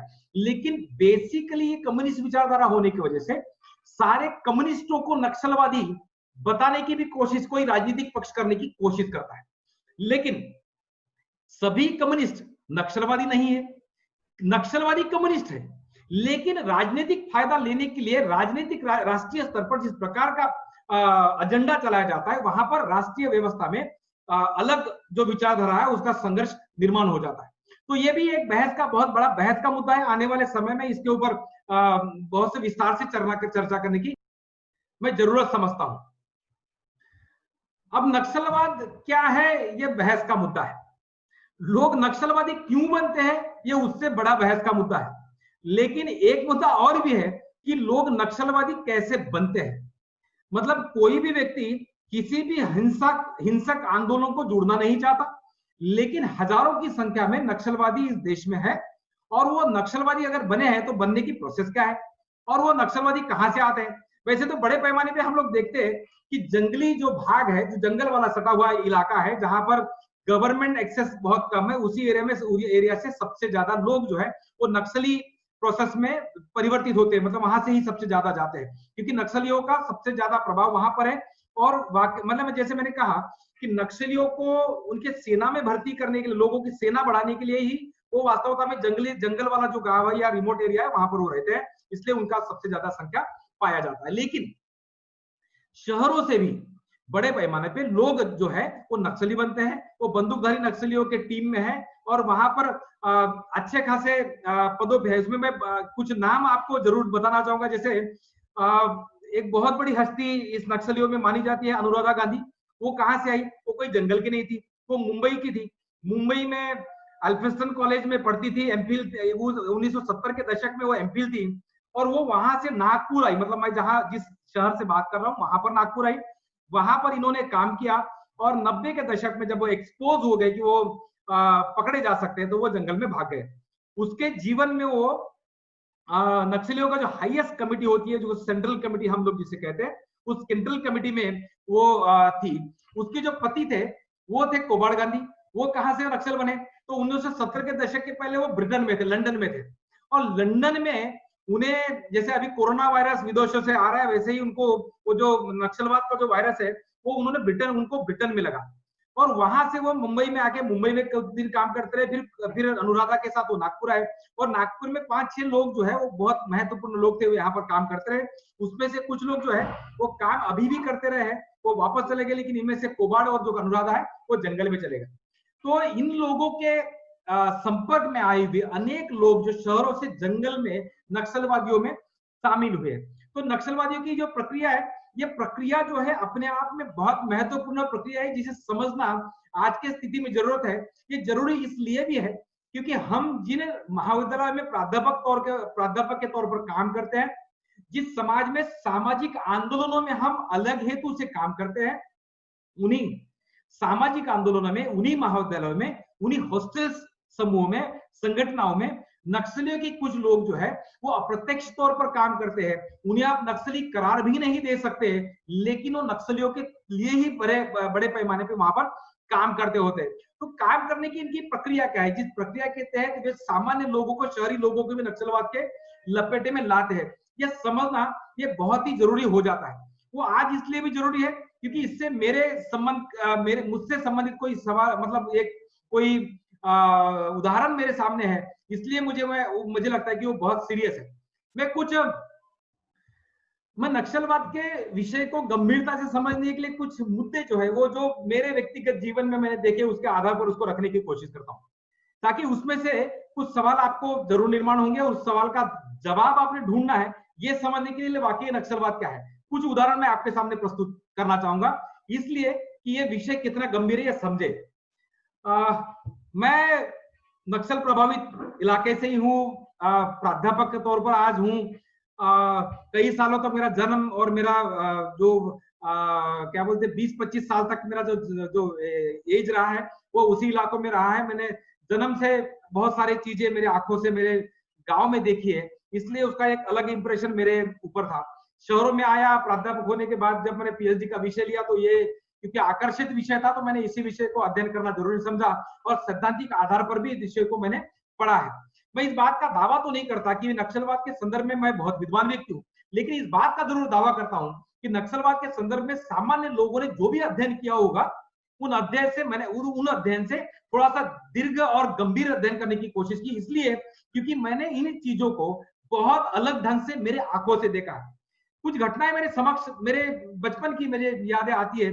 तो ये घटना मैं जब हाई स्कूल में पढ़ता था, हमारे साथ बच्चे 25-30 किलोमीटर से साइकिल से आते थे, और क्योंकि ये पूरा नक्सली एरिया था, वो आने के बाद रोज कुछ ना कुछ घटनाएं हमारे सामने आती थी। एक घटना उनमें से मुझे याद आती है कि आपको पता है कि नक्सलवादी जो है वो गांव वालों को खाना मांगते हैं, और गांव वाले जो है उन्हें खाना ले जाके देते हैं, उनको देना पड़ता है, क्योंकि अगर वो नहीं देंगे तो वो बोलेंगे कि ये पुलिस का आदमी है। अगर वो खाना देने से इनकार करेंगे, और वो खाना अगर देते हैं तो दूसरा सवाल हो जाता है, अगर पुलिस को मालूम पड़ गया तो ये नक्सलों का आदमी के तौर पर करार दिया जाता है। दोनों तरह से वो चपेट में आ जाता है। ऐसी ही एक घटना मेरे दोस्त के संदर्भ में हुई थी। मैं हाई स्कूल में था। गांव में नक्सली आए, शाम को खाना मांगा गया, शाम को खाना ले जाके देने के लिए वो जाने के लिए सामान पकड़ के जा ही रहे थे कि पुलिस के साथ उनकी भेंट हुई, और उस भेंट में पुलिस वाले को मालूम पड़ा कि ये खाना नक्सलियों को ले जाके दे रहे। ऐसी स्थिति में रात भर में ये तो जैसे तैसे वहां से भाग गए पुलिस को देख के, लेकिन रात में रेड पड़ी। वो रेड में वहां के जिले के जो एसपी साहब है उन्होंने कान पे लगा के उनसे पूछताछ शुरू कर दी। रात को 4 बजे ही सारा धरपकड़ शुरू हो गया था। दूसरे दिन उन्हें कुछ आधारों पर छोड़ा गया कि भाई आप हमको ये इन्फॉर्मेशन देंगे तो हम आपको कुछ नहीं करेंगे। बेचारा बच्चा क्या करता, जैसे तैसे वहां से भाग गया। आज तक गांव में जा नहीं पाया, क्योंकि एक तरफ पुलिस का डर, दूसरी तरफ नक्सलियों का डर। पता नहीं उसको नक्सलियों के बारे में उसने अगर कुछ पुलिस को बोल दिया होगा, अगर वो गांव जाएगा तो मारा जाएगा। और पुलिस का डर इसलिए था क्योंकि गांव गया तो पुलिस वाले उसको पकड़ेंगे, फिर नक्सल के बारे में पूछेंगे। ऐसी स्थिति में उस व्यक्ति ने क्या करना है, सवाल उसके सामने खड़ा हो जाता है। मैं तब बचपन में इन चीजों को मैं बहुत अच्छी तरह से सोच नहीं पाता, लेकिन आज मेरे सामने सवाल खड़ा हो जाता है कि वाकई ऐसी स्थिति में गांव के लोगों ने क्या करना चाहिए। गांव के लोग क्या करेंगे? एक तरफ नक्सल की बंदूक है, दूसरी तरफ पुलिस है, दोनों को बोल नहीं सकते क्योंकि दोनों के पास पावर है। ये सवाल काफी पेचीदा सवाल है, लेकिन ये बहुत अहम सवाल है जो ग्रामीण इलाकों में लोगों को फेस करना पड़ता है। दूसरी घटना मेरे सामने, मेरा दुकान बाजार में था, और क्योंकि पूरा इलाका, हम लोगों का जो इलाका था वो पूरा नक्सली इलाका था। वहां पर एसआरपी सीआरपीएफ के कैंप रहते थे, और सीआरपीएफ का कैंप जो है, वहां से वो सीआरपीएफ और एसआरपीएफ सामान खरीदने के लिए बाजार में आते थे। तो मेरे ही दुकान के पास में काफी देर तक बैठक होती। मैंने तभी से ये बंदूकें जो बड़ी बड़ी बंदूकें तब से मैंने देखी थी। लेकिन वो पुलिस वालों से काफी बातें होती रहती थी, काफी चर्चाओं की वजह से मुझे वो उस वक्त भी काफी सारी बातें मालूम पड़ती थी। एक बार वो सुबह निकले पुलिस वाले बाजार में आने के लिए, और माइन ब्लास्ट में उनकी लॉरी उड़ा दी गई। मैंने उस ब्लास्ट को मेरे उम्र के 17वें साल में देखी है। इतना भयंकर ब्लास्ट था। मैं आज भी उस चीज को अनुभव करता हूं कि वो ब्लास्ट कितना भयंकर है था। तो उसके आधार पर वो लोग जो उसकी चपेट में वो कितने भयंकर तरीके से मारे गए होंगे। विशेष बात ये थी कि उस लारी में केवल पुलिस वाले नहीं मारे गए थे, उस गांव के 5 लोग वहां पर बैठे हुए थे जो बाजार में उनके साथ आने के लिए निकले हुए थे, और वो मारे गए थे। ऐसे ही अनगिनत केसेस हम आज भी हमेशा देखते हैं। उसके बाद में काफी सारी चर्चा वगैरह वगैरह बहुत सारा चीज हुआ, लेकिन यहाँ पर नुकसान किसका हुआ, ये सवाल खड़ा हो जाता है। तीसरी घटना मुझे याद आता है, मैं सबसे पहले डॉक्टर अंबेडकर कॉलेज चंद्रपुर में प्राध्यापक के तौर पर काम करने लगा था। 2005 का साल था, और 2005 में जब वहां गया तो वो जो जिला है वहां पर नक्सलवादी प्रभाव बड़े पैमाने पे है। शहरों में नक्सलवाद के बड़े समर्थक वहां रहते थे, और देशभक्ति युवा मंच नाम का एक संगठन था जो विद्यार्थियों में रहते हुए काम करता था। तो देशभक्ति युवा मंच बच्चों को बरगलाकर नक्सलियों में लेके जाता था। अब ये अरुंगल भलके भेल के जो था, वो बच्चों को किस तरह से बरगलाकर नक्सलियों के साथ लेके जाता था, ये अपने आप में बहुत पेचीदा सवाल है, लेकिन वो बहुत समझने की बात है। उसने कई बच्चों को, मतलब मुझे याद है 2005 से 2007 तक मैं 2 साल चंद्रपुर में रहा। क्योंकि अरुण बेलके के बारे में मुझे काफी लोगों, मतलब पुलिस के द्वारा, मतलब वहां के एसपी साहब थे, मैं पीएचडी के संदर्भ में चर्चा करने के लिए गया, और उनके द्वारा मुझे कुछ चीजें जो बताई गई, मुझे विश्वास तो हुआ नहीं। लेकिन उसके बाद में मैं ऑब्जर्वेशन में अरुण बेलके को रखा, बहुत दिन तक उसको ऑब्जर्व करते रहा। काफी बार वो क्योंकि सामाजिक क्षेत्र में मैं भी एक्टिव था, इसकी वजह से वो मेरे पास काफी बार आता था, मुझसे कोई किताबें लेके जाता था, बच्चों को देता था। नक्सलवाद के संदर्भ में मेरे पास कुछ किताबें पढ़ने के लिए रखी थी, तो वो भी जाके वो मांगने के लिए आता था। तो बेलके के साथ काफी अच्छे संबंध बने। कभी रात को वो काम करके आ जाते तो वो फिर रुकने के लिए मेरे रूम पे आ जाते, और उससे लंबी चर्चाएं हम लोगों की चलती थी।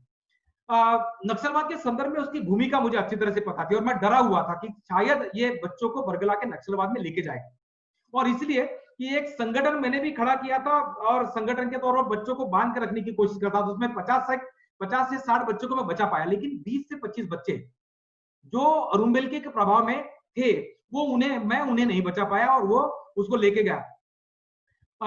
नक्सलवाद को चलाने के लिए, मतलब नक्सलवाद को बढ़ाने के लिए, या नक्सलवादी विचारधारा को बच्चों में फैलाने के लिए उस किस प्रकार की भूमिका वो करता था, उसके कुछ एग्जाम्पल मेरे पास अभी भी है।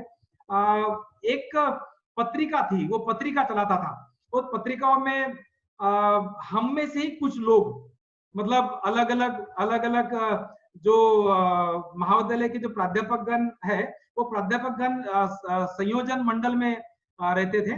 और मैं आपको दिखाता हूं।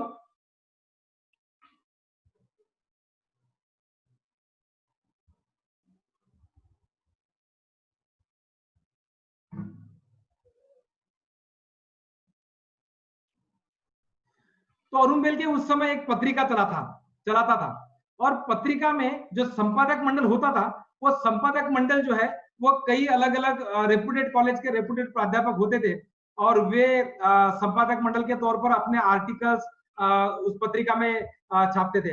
वैसे इस पत्रिका का आधा हिस्सा जो है देखोगे तो आधे हिस्से में हम जैसे लोगों का नाम, हम जैसे लोगों के आर्टिकल्स, और आधे हिस्सा जो है आधे से आधा कम या अधिक थोड़ा सा हिस्से में उन विशिष्ट विचारधारा के लोगों के आर्टिकल्स वो यहाँ पर छापते थे।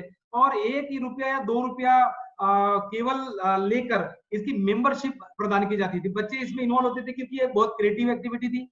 अलग अलग महाविद्यालय के बच्चों को संगठन में बांधकर उनको सांस्कृतिक कार्यक्रम के द्वारा उन्हें अलग अलग विचारों को मतलब उसको आदान प्रदान किया जाता था। अलग अलग कार्यक्रम के द्वारा उनको एक जगह लाया जाता था। ये सारा प्रोसेस चलता रहता था। और धीरे से जब वो विशिष्ट वैचारिक पड़ाव पे आ जाते हैं, उस वैचारिक पड़ाव पे आने के बाद उन्हें नक्सलवाद की जो सीधी किताबें वो दी जाती थी, और उनका फिर अलग तरीके से ट्रीटमेंट जो ट्रेनिंग है वो चलता था। आप जो मैं आपके यहाँ पर जो स्लाइड है आप देखते होंगे, अनुराधा गांधी वाला किताब है। ये उसी समय मुझे मिला था। और ये जो कॉलेज कट्टा नाम का जो है, अगर यहाँ पर देखोगे तो ये आहा साळुंके जी है, ये महाराष्ट्र के बहुत बड़े विचारवंत हैं, जो ओबीसी समाज के समाज परिवर्तन में बहुत बड़ा मतलब कारगर काम करते हैं। ऐसे लोगों के आर्टिकल भी इसी आर्टिकल में, और उसी में कुछ नक्सल समर्थक आर्टिकल उनके भी नाम उनके नाम पर ये आर्टिकल वहां छापते थे, और दोनों का मेलजोल। आप ये नाम अगर देखोगे तो आपको ध्यान में आएगा कि यहाँ पर ये बहुत सारे लोग जो हम में से ही लोग होते थे, तो हम में से लोगों के आड़ में हम लोगों का फेस सामने रखकर पीछे में अलग तरीके से इन लोगों की कार्रवाई चलती थी। ये कुछ हिस्से जो उनके काम के संदर्भ में है, जो बताए जाते हैं या देख सकते हैं। अब हम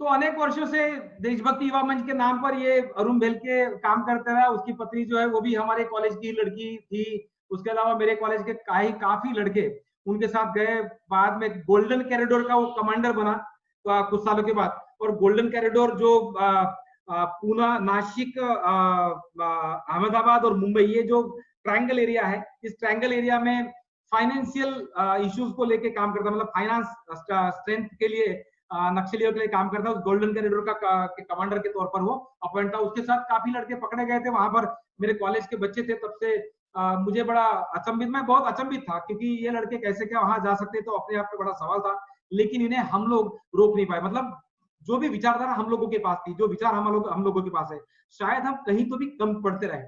और ये लोग नक्सलवाद में जाके शामिल, उसमें से कुछ लड़के तो है जो ग्रीन ड्रेस पहने हुए जो जंगल के लोग हैं वहां पर भी गए, पता नहीं उसमें से कुछ वापस गया, ऐसे मैंने सुना हूं।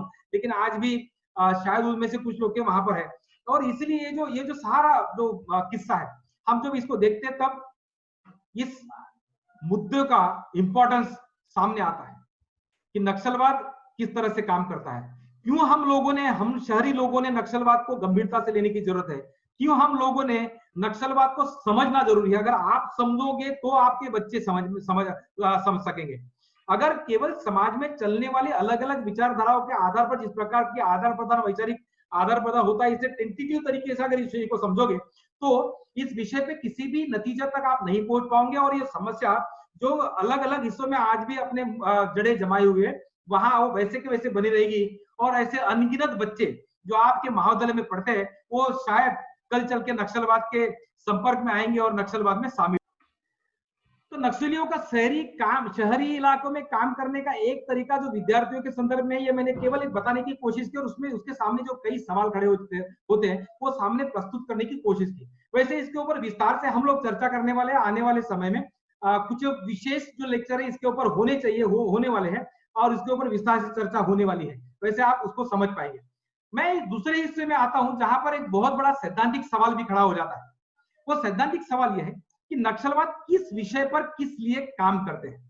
मैंने थोड़ी देर पहले आप लोगों को बताने की कोशिश की थी कि नक्सलवाद ये सामाजिक आंदोलन है या राजनीतिक आंदोलन, इसके ऊपर चर्चा है। लोग इसे सामाजिक आंदोलन समझते हैं, नक्सलवादी खुद इसे राजनीतिक पक्ष मानते हैं। अब नक्सलवादी जो कहते हैं उसे आप सच मानोगे या लोग कहते हैं उसे सच मानोगे, या आपका निर्णय आप लेना है।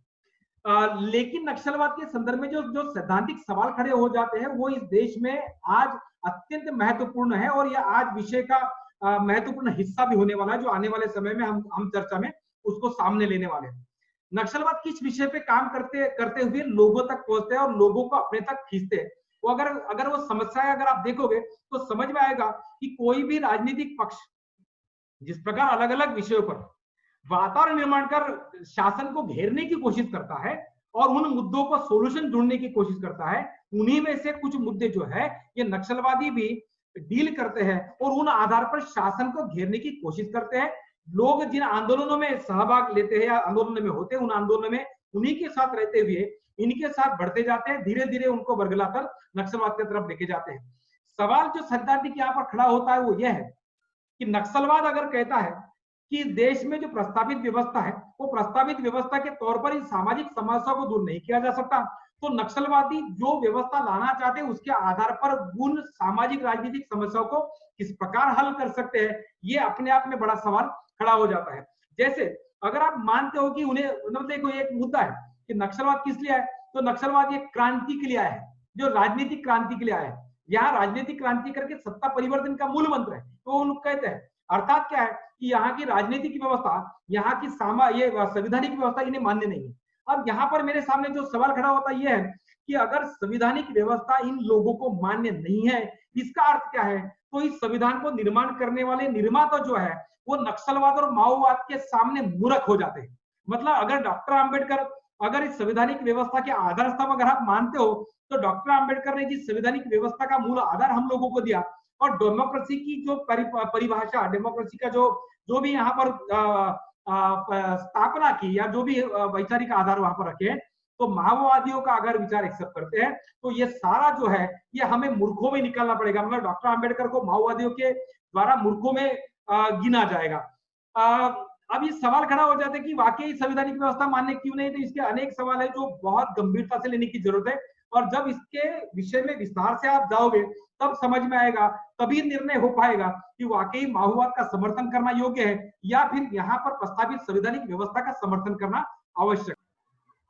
अब माओवादियों को यहाँ की संवैधानिक व्यवस्था मान्य नहीं है, अर्थात कि यहाँ पर सामाजिक राजनीतिक आर्थिक परिवर्तन लाने के लिए अगर ये संवैधानिक व्यवस्था जो है वो अमान्य करते हैं, तो इसका सीधा अर्थ ये हो जाता है कि डॉक्टर आंबेडकर द्वारा या संवैधानिक व्यवस्था का समर्थन करने वाले जितने ही विद्वान हैं उन सारे लोगों की विद्वत्ता जो है ये इनके सामने सारी जीरो हो जाती है। अर्थात डॉक्टर आंबेडकर के आंदोलनों का जो रेफरेंस है ये उनके आंदोलनों को बढ़ाने के लिए भी करते हैं। मतलब फुले शाहू आंबेडकर पेरियार, यहाँ तक कि तमाम ये जो लोग हैं जो यहाँ के संवैधानिक व्यवस्था के आधार स्तंभ माने जाते हैं, उन्हीं लोगों के जीवन की कुछ घटनाओं का उपयोग कर ये माओवादी व्यवस्था को मजबूत बनाने की कोशिश करते हैं। दूसरी तरफ कि इन्हीं महानुभावों के वजह से राजनीतिक और सामाजिक व्यवस्था जिस प्रकार हम लोग उसका अनुभव ले रहे हैं, संवैधानिक व्यवस्था का अनुभव ले रहे हैं, इन व्यवस्थाओं को नकारते हैं। अब सवाल ये खड़ा हो जाता है, जैसे मैं समझता हूँ कि डॉक्टर आंबेडकर इस देश में भारत में रोल मॉडल के तरह है। इस किसके कुछ आधा है, जैसे डॉक्टर आंबेडकर जिस समाज से बिलोंग करते थे उस समाज में एक व्यक्ति इस हाइट में जाके परिवर्तन का एक नया मॉडल हमारे सामने रखता है। जिस परिस्थिति से डॉक्टर आंबेडकर गुजरे हैं उस परिस्थिति से गुजरने के बाद भी हमारी समाज ने, उस विशिष्ट समाज ने किस प्रकार आगे आना चाहिए, इसका ये कोई विशिष्ट मुद्दे हैं वो सामने रखते हैं। राजनीतिक व्यवस्था में आने के बाद ब्रिटिश गवर्नमेंट के समक्ष और फिर स्वतंत्र भारत में वो अपनी अलग भूमिकाओं को रखते हैं। संविधान निर्माता के तौर पर इस संविधान के संदर्भ में कुछ विशेषताएं जो है वो उनके व्यक्तिगत हम कहेंगे कि उनका जो ताकत था, वैचारिक जो ताकत थी, बौद्धिक ताकत जो थी, वो बौद्धिक ताकत के आधार पर उन्होंने इस संवैधानिक व्यवस्था की अलग अलग रचना की, जिसकी वजह से भी हम उन्हें इस संविधान के निर्माता, उन संविधान के निर्माता और आर्किटेक्ट ऑफ इंडियन कॉन्स्टिट्यूशन मानते हैं। ये सारी व्यवस्थाएं जो है, ये सारी व्यवस्थाएं नक्सलवाद नकारता है। अब केवल डॉक्टर आंबेडकर का नाम मैंने यहाँ पर लिया है, वैसे ये दोनों के बीच के जो संघर्ष वाले मुद्दे हैं वो बहुत पेचीदा मुद्दे हैं और इन मुद्दों को बहुत गंभीरता से समझने की जरूरत है और इसके लिए विस्तार से इसका अध्ययन करना पड़ेगा। मैं पिछले अनेक वर्षों से बारीक बारीक मुद्दों को धीरे धीरे पढ़ते समझने की कोशिश कर रहा हूँ, इसलिए किसी विशिष्ट वैचारिक बिंदु पर आके खड़ा हूं और वहां पर अनेक सवाल ऐसे होते हैं जो सामान्य लोगों के लिए सवाल होते हैं, जो आपके सामने आपने निश्चित ही आपके मन में उत्पन्न हुए होंगे, उसके उत्तर नहीं मिलते हैं और फिर हम या तो समर्थन या विरोध, इन दोनों में से एक पक्ष को चिपक जाते हैं। तो मैं चाहता हूं कि वो चाहे जो भी भूमिका आप ले, उस भूमिका को लेने के लिए पहले उन सारे चीजों को गंभीरता से समझना जरूरी है। हमने उस कार्यक्रम के उद्घाटन के तौर पर एक बहुत ही बड़े विद्वान व्यक्ति को उद्घाटन के तौर पर हमने बुलाया, डॉक्टर विवेक कुमार सर को। वो इसलिए भी बुलाया, वो डॉक्टर आंबेडकर के विचारों के कट्टर समर्थक है, संवैधानिक व्यवस्था के कट्टर समर्थक है और डॉक्टर आंबेडकर नेशन बिल्डिंग के संदर्भ में उनकी जो संकल्पना है हमने आपके सामने इसलिए भी लाने की कोशिश की कि डॉक्टर आंबेडकर क्या सामाजिक व्यवस्था के संदर्भ में वर्णन करते हैं, सामाजिक व्यवस्था के संदर्भ में समस्याओं को किस प्रकार रखते हैं और सामाजिक समस्याओं को सुलझाने के लिए किस प्रकार की व्यवस्था देते हैं। यही सामाजिक समस्या, यही सामाजिक संयोजन और जो मुद्दे बाबा साहब के जीवन में ये जो समस्याओं के जो मुद्दे हैं वो मुद्दे बाबा साहब ने जिस प्रकार डील किए और उसके उपरांत ये संवैधानिक व्यवस्था को हमारे सामने रखते हैं, यहां तक कि उनके जीवन में बुद्ध की अहिंसा वो बहुत महत्वपूर्ण मानते हैं। इन्हीं बाबा साहब का हवाला देते हुए नक्सलवादी उनके आंदोलनों को बढ़ाने के लिए पुराने कुछ घटनाओं को लोगों के सामने विशिष्ट पक्षों के आधार पर रखते हैं। कुछ बड़े विद्वान शहरों में जो प्राध्यापक वर्ग है उनमें से कुछ विद्वान ऐसे भी है जो बाबा साहब के अनेक ग्रंथों का इंटरप्रिटेशन बड़े बड़े वॉल्यूम में करते हैं और फिर माओवाद के समर्थन में आके खड़े हो जाते हैं और ये कहने की कोशिश करते हैं। एक विद्वान ये भी है, मैं नाम नहीं लूंगा उनका, लेकिन वो विद्वान कहते थे कि डॉक्टर आंबेडकर खुद इस संवैधानिक व्यवस्था को नहीं चाहते थे, मजबूरन ब्रिटिशों के प्रभाव में या विशिष्ट वर्गों के प्रभाव में या शायद उनके व्यक्तिगत कुछ प्राप्ति के लिए शायद उन्होंने इस संविधान को लिखना योग्य समझा। अर्थात कि निस्वार्थ बुद्धि से डॉक्टर बाबा साहब ने संविधान नहीं लिखा। इस प्रकार की विवेचना भी ये नक्सल के समर्थक यहाँ रखने की कोशिश करते हैं। ये मुद्दे जब यहाँ पर समाज में रखे जाते हैं तो कई सवाल खड़े हो जाते हैं। मैं तुलना ये प्रास्ताविक के तौर पर एक मुद्दा ये भी रखता हूँ कि इनकी तुलना क्या की जा सकती है। जैसे नक्सलवादियों का जो पिता है, मतलब फादर ऑफ नक्सल मूवमेंट, वो ये माना जाता है चारू मुजुमदार भारत में। अब चारू मुजुमदार जो माओवाद को भारत में जरूरी समझता है, क्या उसकी तुलना डॉक्टर आंबेडकर से की जा सकती है? क्या डॉक्टर आंबेडकर माओइज्म का उनका कोई गंध डॉक्टर आंबेडकर को नहीं होगा? उस वक्त 1949 को चाइना की राज्य क्रांति हुई, क्या बाबा साहब ने उसको नहीं देखा? डॉक्टर आंबेडकर ने उसको नहीं देखा? 1918 में रशियन राज्य क्रांति हुई, क्या डॉक्टर आंबेडकर ने उसको नहीं देखा? मार्क्स के बारे में जो इंटरप्रिटेशन है बाबा साहब का, काफी डॉक्टर आंबेडकर का काफी इंटरप्रिटेशन इसके ऊपर है।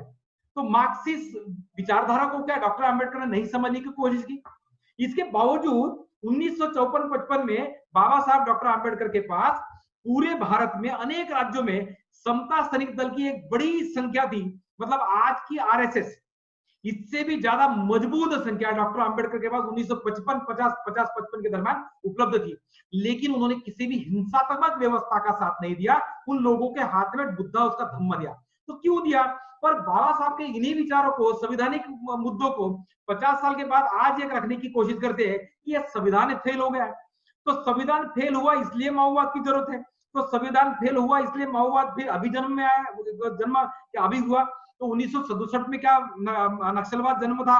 वो उसका जन्म नहीं था। एक सवाल यह भी है कि नक्सलवाद वाकई 1967 में जन्म आया, उसका जन्म 1967 हुआ। मैं जिम्मेदारी के तौर पर पहले भी बोल चुका हूं कि नक्सलवाद का जन्म जो है 1967 नहीं हुआ। उसके विस्तार से हिस्ट्री में जाओगे तो समझ में आएगा कि नक्सलवाद का जन्म उसके पहले ही हो चुका। अब नक्सलवाद का जन्म अगर उसके पहले भी हो चुका था और 67 में भी अगर मान लेते कि नक्सलवाद का जन्म होता है, तो संविधानिक व्यवस्था जिस व्यवस्था में हम जीते हैं उस व्यवस्था में ऐसा क्या नहीं है कि जिस व्यवस्था पर लोगों का समाधान नहीं हो सकता, इसलिए नक्सलवाद का जन्म होता है। और अगर नक्सलवाद अगर अस्तित्व में आ जाता है, मतलब उसका ये कहेंगे अगर वो यशस्वी हो जाता है, सक्सेस हो जाता है, तो सक्सेस हो जाने के बाद उनके पास ऐसा क्या जंत्री है, क्या यंत्र है कि जिस यंत्र के आधार पर यहाँ की सारी मूल समस्याएं, जो राजनीतिक, आर्थिक, सामाजिक समस्या है, वो पल भर में खत्म हो जाएगी। क्या इस व्यवस्था के लोग बदल जाएंगे एक रात में? क्या साल भर में लोगों के मत परिवर्तन हो जाएगा? क्या ये शासन चलाने के लिए जो लोग आए उनके उनके बीच जो जातिगत आधार पर, वर्गों के आधार पर, आर्थिक आधार पर जो भी भेदभाव है, कि एक दिन में, एक रात में, एक साल में खत्म हो जाएगा? तो ऐसा क्या तंत्र नक्सलवादियों के तरफ के पास में है? इसका जब विस्तार से अध्ययन करते हैं तो ये बात एक अभ्यासक के तौर पे हम लोगों के सामने आती है कि व्यवस्था में परिवर्तन ये चलने वाली गति के साथ होता है। एक साथ एक दिन में नहीं होता परिवर्तन, ये चलने वाली प्रक्रिया है। डॉक्टर आंबेडकर संविधान को देश को समर्पित करते समय उन्होंने ये कहा था कि चाहे संविधान कितना ही अच्छा क्यों ना हो, जब तक इसके ऊपर अमल करने वाले लोग अगर सही नहीं है तो ये राष्ट्र विकास की गति में नहीं पहुंच सकता। लेकिन संविधान कैसा ही क्यों ना हो, अगर राष्ट्रीय व्यक्ति अगर उसको गंभीरता से लेंगे तो शायद हम लोग विकास की गति पे पहुंचेंगे। अगर बाबा साहब की इन विचारों को अगर समझते हैं और उसकी माओवाद के साथ तुलना करते हैं, मतलब आज की नक्सलवादी चळवळ के आंदोलन के साथ उसकी जब विचार करते हैं, तो एक बात समझ में आती है कि अगर संवैधानिक व्यवस्था को माओवादी ने चाहे बदल भी दिया, लेकिन बावजूद इसके अगर यहाँ के लोग ही नहीं बदल पाए तो सामाजिक, राजनीतिक, आर्थिक परिवर्तन, न्याय, स्वातंत्र, समता कैसे आने वाला है? तो इनको बदलने का क्या पैरामीटर नक्सलवादियों के पास है? कोई भी व्यवस्था परिवर्तन करने के लिए सबसे बड़ा मसला ये होता है कि वहां पर कानून में परिवर्तन करना है। अब कानून में परिवर्तन करने से ही समाज में पूरी तरह से आमूलाग्र परिवर्तन आ जाता है क्या? तो इस उधेड़ बूंद में सारे हम जो लटके हुए हैं, तो यहाँ पर मेरे पहले जो डॉक्टर विवेक कुमार सर का संभाषण हुआ वो बहुत महत्वपूर्ण हिस्सा प्रदान करता है। और बाबा साहब के जीवन में राष्ट्र निर्माण के संदर्भ में जो संकल्पना है बाबा साहब ने उनके सामने रखी, उसके बहुत सारे हिस्से जो डॉक्टर विवेक कुमार ने उनके संभाषण में दिए, उसके आधार पर हम लोग समझने की कोशिश करेंगे तो समझ में आएगा। जिन मुद्दों को विवेक कुमार ने राष्ट्र निर्माण के संदर्भ में रखा, उन्हीं मुद्दों को नक्सलवाद के निर्माण में रखते हैं। इसका मतलब विवेक कुमार सर जैसे अनेक विद्वान, जो कई विद्वान है जो देश को संवैधानिक व्यवस्था आवश्यक मानते हैं, ये नक्सलवाद के समर्थक नहीं हो जाते।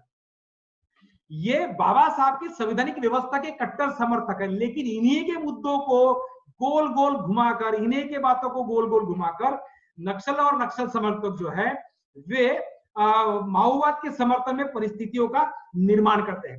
तो बहुत ही पेचीदा सवाल इस नक्सलवाद के संदर्भ में देश में पिछले 50 सालों से रखे गए हैं, और हम लोग किसकी सुने, ये बहुत बड़ा मसला यहाँ पर खड़े हो जाते हैं।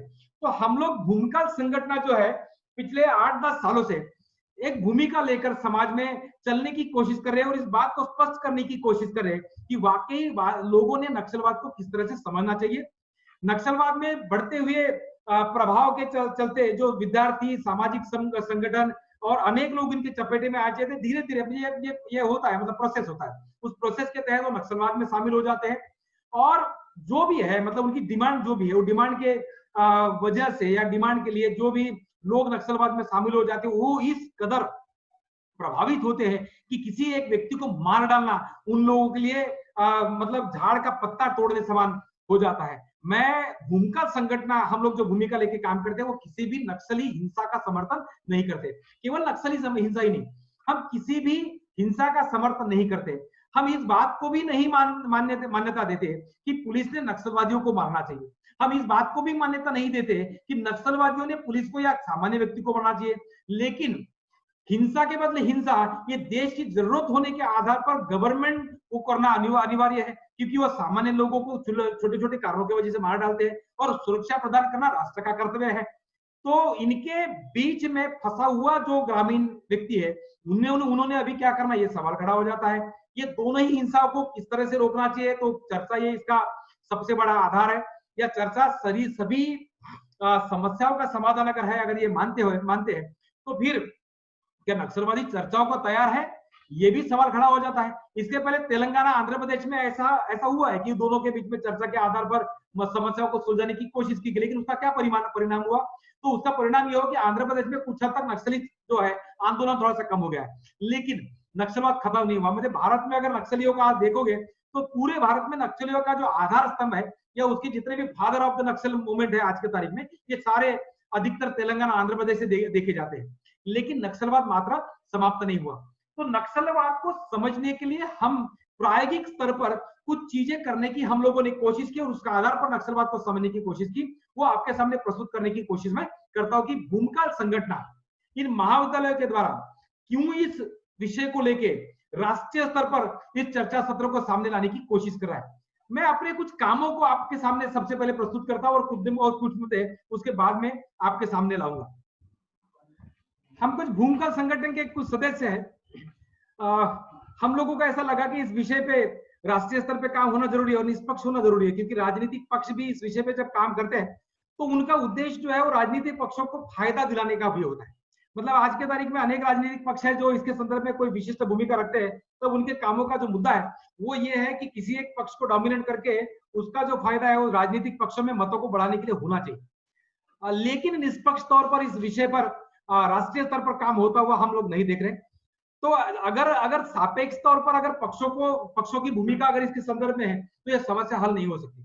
तो हम ये समझते हैं कि राष्ट्रीय स्तर पर इस पर निष्पक्ष भूमिका लेकर कोई एक समूह सामने आना चाहिए, क्योंकि यहाँ पर अहिंसा और विकास ये दो महत्वपूर्ण मुद्दे हैं। हिंसा जो हो रही है उसे रोकना, और उस प्रभाग में जहां पर विकास रुका हुआ है, जहां पर नक्सल प्रभावित इलाका माना जाता है, वहां पर विकास का जो मुद्दा है वो अहम मुद्दा है, उसके ऊपर काम होना जरूरी है। तो हम इस विषय को लेके कुछ संशोधक जो है, मतलब किसी का पीएचडी चल रहा था, वो प्राध्यापक, कोई लोग जो नक्सल प्रभावित भाग में प्रत्यक्ष तौर पर काम करते रहे, ऐसे कुछ लोगों ने एक जगह आके कुछ काम शुरू किया। फिर बाद में हमें ऐसा लगा कि चलो संगठन के तौर पे काम करना चाहिए। तो पिछले 8-9 साल से हम लोग संगठन के तौर पे काम कर रहे हैं, और ये संगठन के तौर पर हम लोग जब काम कर रहे हैं तो उसके बाद में हम लोगों के सामने जो वास्तविकता आई वो तो बहुत ही डरावनी थी। मतलब हम लोगों के दिमाग में भी ये चीजें नहीं आती कि भाई समाज में इस प्रकार भी राजनीति होती है, और खुद नक्सली भी वो राजनीति कर सकते हैं, इसका तो विश्वास ही नहीं हुआ। लेकिन वास्तवता जो है वो सामने आई। कुछ उसके महत्वपूर्ण पहलू में आपको दिखाना आवश्यक समझता हूं।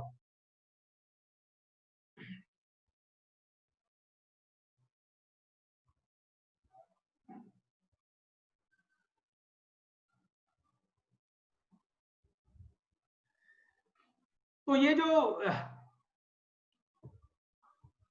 मैं इसके कुछ मुद्दे आपको पीपीटी के द्वारा दिखाया था, ये हम लोगों ने ग्रामीण इलाका जो नक्सल का था ये देखा था। हमने जब काम शुरू किया तो काफी सालों के बाद अलग अलग हिस्सों पे हम लोग अलग अलग विषय पे काम करते रहे। कुछ घटनाएं मैं आपके सामने प्रस्तुत करता हूँ। उसमें से एक जो स्क्रीनशॉट आपके सामने रखा है वो है कि अभी पिछले साल एक शिक्षक को नक्सलियों ने मार डाला। वैसे उनको किसी को मारना ये कोई बहुत बड़ी बात नहीं, लेकिन एक शिक्षक को मार डाला, और मारने के बाद दूसरे तीसरे दिन उन्होंने एक लेटर निकाला कि माफीनामा लेटर था कि गलती से हमने उसको मार डाला। लेकिन जो भी है, ऐसे अनगिनत लोग अभी तक मारे गए।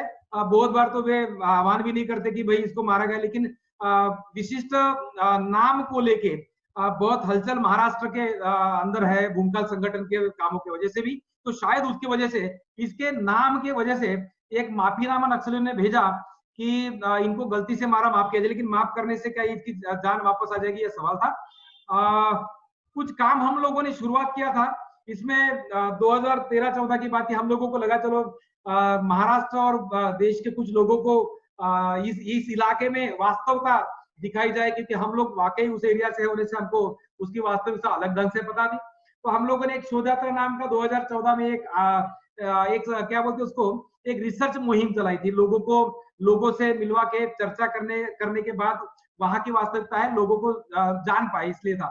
तो शोध यात्रा निकालने का जो नियोजन किया गया, उस शोध यात्रा के संदर्भ में नक्सलियों ने शोध यात्रा निकलने के 4 दिन पहले लेटर निकाला, और हम लोग जो भी वहां करना करना चाहते थे, मतलब लोगों से बात करना चाहते थे, उन्होंने उसका विरोध किया कि आप लोगों को क्या जरूरत है यहाँ पर लोगों को आके बात करके समझने की, हम बताते हैं आपको कि यहाँ की वास्तविकता क्या है। अर्थात नक्सली ये बात को दर्शाने की कोशिश कर रहे थे उस पत्र के द्वारा, ये जो लेटर आपके सामने मैंने प्रस्तुत किया है, बताने की कोशिश करते हैं कि ग्रामीण इलाका जो है हम आपको बताएंगे, वो आप समझने की कोशिश करो, आप जो चाहो वो योग्य नहीं है।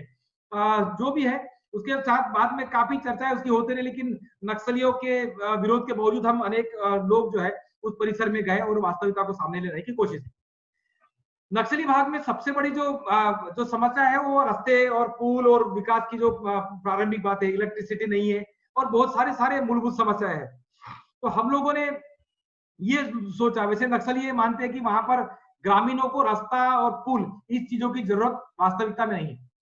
तो विकास के मुद्दों को लेके लोगों को एक जगह करके लोगों का मत क्या है जानने के लिए हम लोगों ने प्रोग्राम बनाया, वहां से एक प्रोग्राम लगाया था, लेकिन नक्सलियों ने इसका भी विरोध किया और हम लोगों ने जो जनसभा वहां ली थी, हम लोगों के लिए भी बड़े आश्चर्यकारक थी कि नक्सलियों के विरोध के बावजूद भी 3,500 की संख्या में लोग वहां वो हमारे सभा के लिए आए थे। ये विकास परिषद हमने ली थी लोगों से जानने के लिए कि क्या वाकई विकास होना चाहिए, तो विकास किस तरह से होना चाहिए। और हम लोगों ने पूछा कि भाई जो सटे हुए नाले हैं, जो बड़े बड़े नाले हैं जिससे 4 या 5 महीने तक रास्ते ब्लॉक हो जाते हैं बरसात में, कि वहां पर नाले पे रास्ता पुल होना चाहिए, रास्ता होना चाहिए। तो लोगों ने एक हाथ खड़ा करके उसको समर्थन किया। उसके बाद में हम लोगों ने प्लानिंग भी की थी कि भाई चलो ये अवस्था है, मतलब ये जनवरी की अवस्था है। आपको आश्चर्य होगा क्योंकि जो नक्सली भाग है महाराष्ट्र का और बस्तर का जो लगा हुआ हिस्सा है, वहां पर बरसात बड़े पैमाने पे होती है और ये दिसंबर जनवरी की अवस्था है। वहां पर अगर नालों की अगर ये हालत है तो बरसात में क्या हालत रहती होगी इसका आप अंदाजा लगा सकते हैं। तो इस नाले पे हम लोग ने पुल बनाने का प्लानिंग किया, बोले चलो गवर्नमेंट पुल बनाता नहीं है, गवर्नमेंट में बहुत बार निवेदन देने के बाद भी गवर्नमेंट बनाता नहीं, तो हम बना के देखते हैं। लेकिन फिर लोग एक जगह लोगों के द्वारा लोगों के लिए ऐसे एक पुल निर्माण का हम लोगों ने योजना बनाई थी। लाख विरोध के बावजूद हम लोगों ने उसके काम को शुरुआत तो की, लेकिन नक्सली लोगों ने उनका विरोध किया। नक्सलियों ने गांव गांव जाके आंदोलन छेड़ा, मीटिंग ली कि भाई ये पुल नहीं बनने के लिए भूमिका संगठन के खिलाफ आप मोर्चा निकालो वगैरह वगैरह। लेकिन लोगों की जरूरत थी क्योंकि लोगों के द्वारा ही ये इनिशिएटिव लिया गया था, तो लोगों ने उनके बातों को तवज्जो नहीं दी और पुल निर्माण का काम शुरू हुआ। पुल निर्माण का काम शुरू हुआ, करीब 20 से 22 दिन हो गए। ये 200 फुट लंबा पुल हम लोगों ने बनाया। अचंभित करने वाली बात यह थी कि इस एरिया से कोई समाज सेवक है, वो समाज सेवक भी नक्सलियों की साथ खड़े दिखे। कुछ समाज सेवकों से हम लोग अपेक्षा कर रहे थे कि ये समाज के लिए समाज के द्वारा किया गया निर्माण शायद वो हमारे साथ खड़े होंगे, लेकिन यहाँ के कुछ समाज सेवक जो है वो समाज सेवक नक्सलियों के समर्थन में खड़े हैं। कुछ समाज सेवकों के संदर्भ में नक्सलियों ने हम लोगों को एक लेटर में यह भी लिखा कि भूमिका संगठन के जो लोग हैं वो समाज सेवी लोगों, मैं नाम नहीं लेना चाहता, उस समाज सेवी व्यक्ति के खिलाफ काम करते हैं।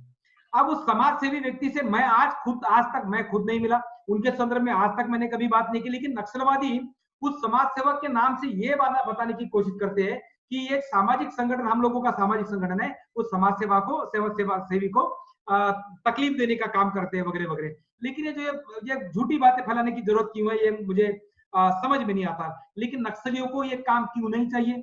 अगर एक जगह आके शासन के बगैर अगर लोगों के लिए काम करना चाहते हैं तो नक्सली इसका विरोध क्यों करते हैं? लेकिन बगैर विरोध के हम लोगों ने न सोचे समझे ये हम लोगों ने काम किया। ये बात अलग है कि इस एरिया में काम करने के लिए नक्सली विरोध होने की वजह से पुलिसों का जो सुरक्षा है वो ज्यादा जरूरी हो गया। हम लोगों ने मांगे बगैर पुलिसों को सुरक्षा देनी पड़ी और वहां पर ये पुल निर्माण हो गया। ये भारत का पहला ऐसा पुल था जो प्रशासन के निधि के अलावा बनाया गया। ये बात भी है कि प्रशासन के सहयोग के सिवा भी इसका निर्माण होना असंभव था, लेकिन कई लोगों ने हमें इसके लिए साथ दिया। करीब 18 से 20 लाख रुपए के लागत का ये पुल 1 महीने में खड़ा हुआ, जिसका पूरा खर्चा ये सामान्य लोगों का है, सामान्य लोगों के लिए था। दूसरा भी पुल, ये पुल होने के बाद एक दूसरे भी पुल का हमने निर्माण करना लोगों की डिमांड थी, इसलिए हम लोगों ने करने की कोशिश की। और एक गांव था अहरी तालुका में, इस अहरी तालुका में एक जो स्क्रीनशॉट देख रहे हैं, ये एक दलित वर्ग का, दलित समाज का एक व्यक्ति था, रमेश रामटेके। इस व्यक्ति को उस गांव में मारा गया था। हम लोगों को लगा कि इसको शायद मारने की वजह से शायद वहां के लोग पुल निर्माण का काम करने के लिए साथ में नहीं देंगे, या लोगों को उसकी जरूरत नहीं लगेगी, या डर जाएंगे वगैरह वगैरह। लेकिन वास्तविकता जो है वो विपरीत थी। लोगों को यहाँ विकास चाहिए, मूलभूत विकास चाहिए। वो मूलभूत विकास के लिए अगर सुस्थिति में अगर उसका नियोजन करते हैं तो वे विकास के लिए सामने आते हैं। और उसके कुछ जो हिस्से हैं वो आपके सामने मैं प्रस्तुत करता हूँ। ये भीम सेतु नाम का दूसरा पुल हम लोगों ने केवल 1.5 साल के पुराण के बाद उसी तर्ज पर बनाया जिस स्तर पर भामरागढ़ का पहला वाला पुल बनाया था। और जनसमर्थन आप यहाँ पर बड़े पैमाने में देखते होंगे कि उसके उद्घाटन के लिए ये लोग यहाँ पर एक इकट्ठा आए हुए थे। मतलब पुलिस विभाग और भूमिकाल संगठन दोनों के सहयोग से मात्र ये पुल का निर्माण हम लोग कर पाए। उसके स्वभाव का जो फोटोग्राफ है आप देख सकते हैं, वो आज की जो स्थिति है उस पुल के संदर्भ में ये है।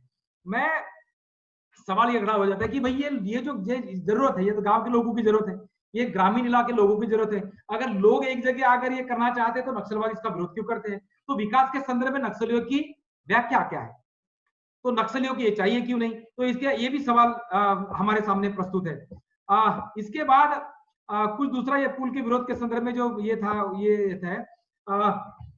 हम लोगों के संदर्भ में एक था, एक विकास पुरुष, एक पत्रु दुर्गे नाम का एक व्यक्ति था। मैं उसको विकास पुरुष मानता हूँ क्योंकि ग्रामीण इलाके में रहते हुए ये विकास की एक योजना वो लाना चाहते थे, और उस योजना के तहत मंत्रालय में जाके वो योजना पारित करके उसका काम शायद साल भर में चालू होता। वो जो मुंबई से वो जो पत्रु दुर्गे वापस आया था उसको मारा गया।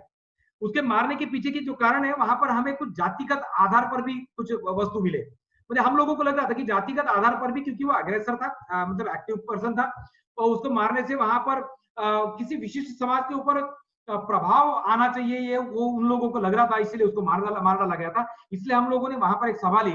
आपको इसका भी आश्चर्य होगा कि उस सभा में नक्सल डेंस एरिया में बड़ी पैमाने पे लोग एक जगह जुटे थे। ये क्यों ये लोग एक जगह नक्सलियों के खिलाफ खड़े हो जाते हैं, आ गए जहां पर नक्सली उनका जनसमर्थन होने का दावा करते हैं, वहां पर कोई एक व्यक्ति अगर समाज के लोगों को मारते हैं तो उसके संदर्भ में जो सामान्य नागरिकों के मन में जो भाव है वो जो है उन लोगों को एक जगह लाता है। तो ऐसी स्थिति क्यों आती है? तो ये बात दर्शाती है कि वाकई या दंडकारण्य में नक्सलियों को उनका प्रभाव कायम रखना मारा मारी के आधार पर संभव हुआ। किसी भी लोगों को मारकर दहशत फैलाकर उन लोगों को कब्जे में रखना, ये क्या इसमें ये सक्सेस हुए? तो ऐसे अनेक उदाहरण मैं आप लोगों को दिखा सकता हूं। हम लोगों ने नक्सल खिलाफ के संदर्भ में एक मिस्ड कॉल कैंपेन चलाया था जो नक्सल प्रभावित एरिया में, ये देखने के लिए कि वाकई लोग नक्सलियों के खिलाफ है। तो हमने ये पाया कि नक्सल इलाके में लोगों को नक्सलवाद नहीं, विकास चाहिए। केवल नक्सल प्रभावित इलाके में ही नहीं, नक्सल के संदर्भ में जो अलग अलग विचार, विभिन्न जो वैचारिक क्या बोलेंगे उसको, विसंगतियां है, उस विसंगतियों के चलते शहरों में भी कुछ कार्यक्रम का हमने निर्माण किया।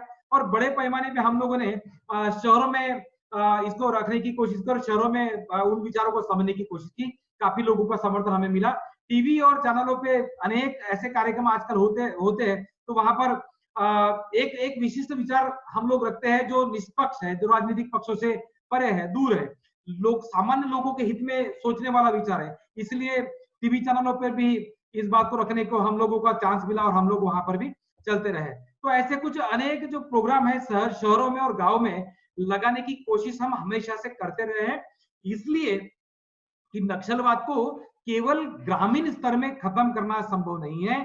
ग्रामीण स्तर पे नक्सलियों की जो कि आधार है, उन आधार को समझना पड़ेगा। वैसे ही शहरों में भी नक्सलियों के जो आधार है उन्हें समझना पड़ेगा। उन्हें समझे बगैर आप नक्सलवाद को समाप्त नहीं कर सकते। तो उन चीजों को अगर समझना है तो क्या करना पड़ेगा?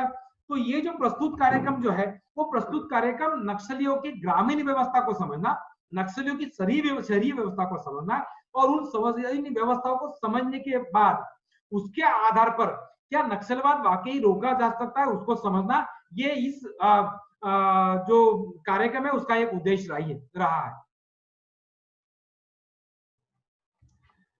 तो पिछले पूरे आधे पौन घंटे में आप लोग जो भी संभाषण मेरा सुन रहे, अनुभव के आधार पर, सैद्धांतिक अध्ययन के आधार पर नक्सलियों की जो टैक्टिक्स है वो सारा मैंने जो देखा उसके आधार पर कई अहम सवाल मेरे सामने खड़े हो जाते। क्या सवाल खड़े हो जाते? पहला तो बेसिक सवाल, मुझे लोगों को छोटी छोटी बातें जानने की इच्छा है। नक्सलवाद कैसे काम करते हैं, कैसे रहते हैं, क्या खाते हैं, क्या पीते हैं, किसके साथ में रहते हैं, कहां कहां होते हैं, नक्सलियों के संबंध किसके साथ है, ये सारे छोटे मोटे सवाल ये भी है लोगों को, मतलब बड़ी उत्कंठा है लोगों को ये सारे सवाल जानने की। लेकिन मेरे लिए, मैं जो अभ्यासक के तौर पर इस चीजों को देखता हूं, तो मेरे लिए कुछ सैद्धांतिक सवाल खड़े हो जाते हैं। और सैद्धांतिक सवाल में से पहला सवाल तो ये आता है कि वाकई अगर मैं नक्सलवाद को इस राष्ट्र की समस्या समझता हूं और नक्सलवाद को खत्म करना चाहता हूं या उसको रोकना चाहता हूं, तो क्या केवल 150 लोगों को मारने से उन राज्यों से नक्सलवाद खत्म हो जाएगा? तो संख्या के आधार पर आज तक इतने नक्सली खत्म हो गए, लेकिन आज तक नक्सलवाद खत्म नहीं हुआ है।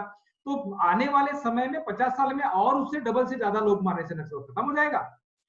तो राज्य जो है नक्सलवाद खत्म करने के लिए जो 2 पैरामीटर उपयोग में लाती है, जो महत्वपूर्ण पैरामीटर, जो पहला पैरामीटर है जो है कि नक्सलियों को डायरेक्टली मार डालो।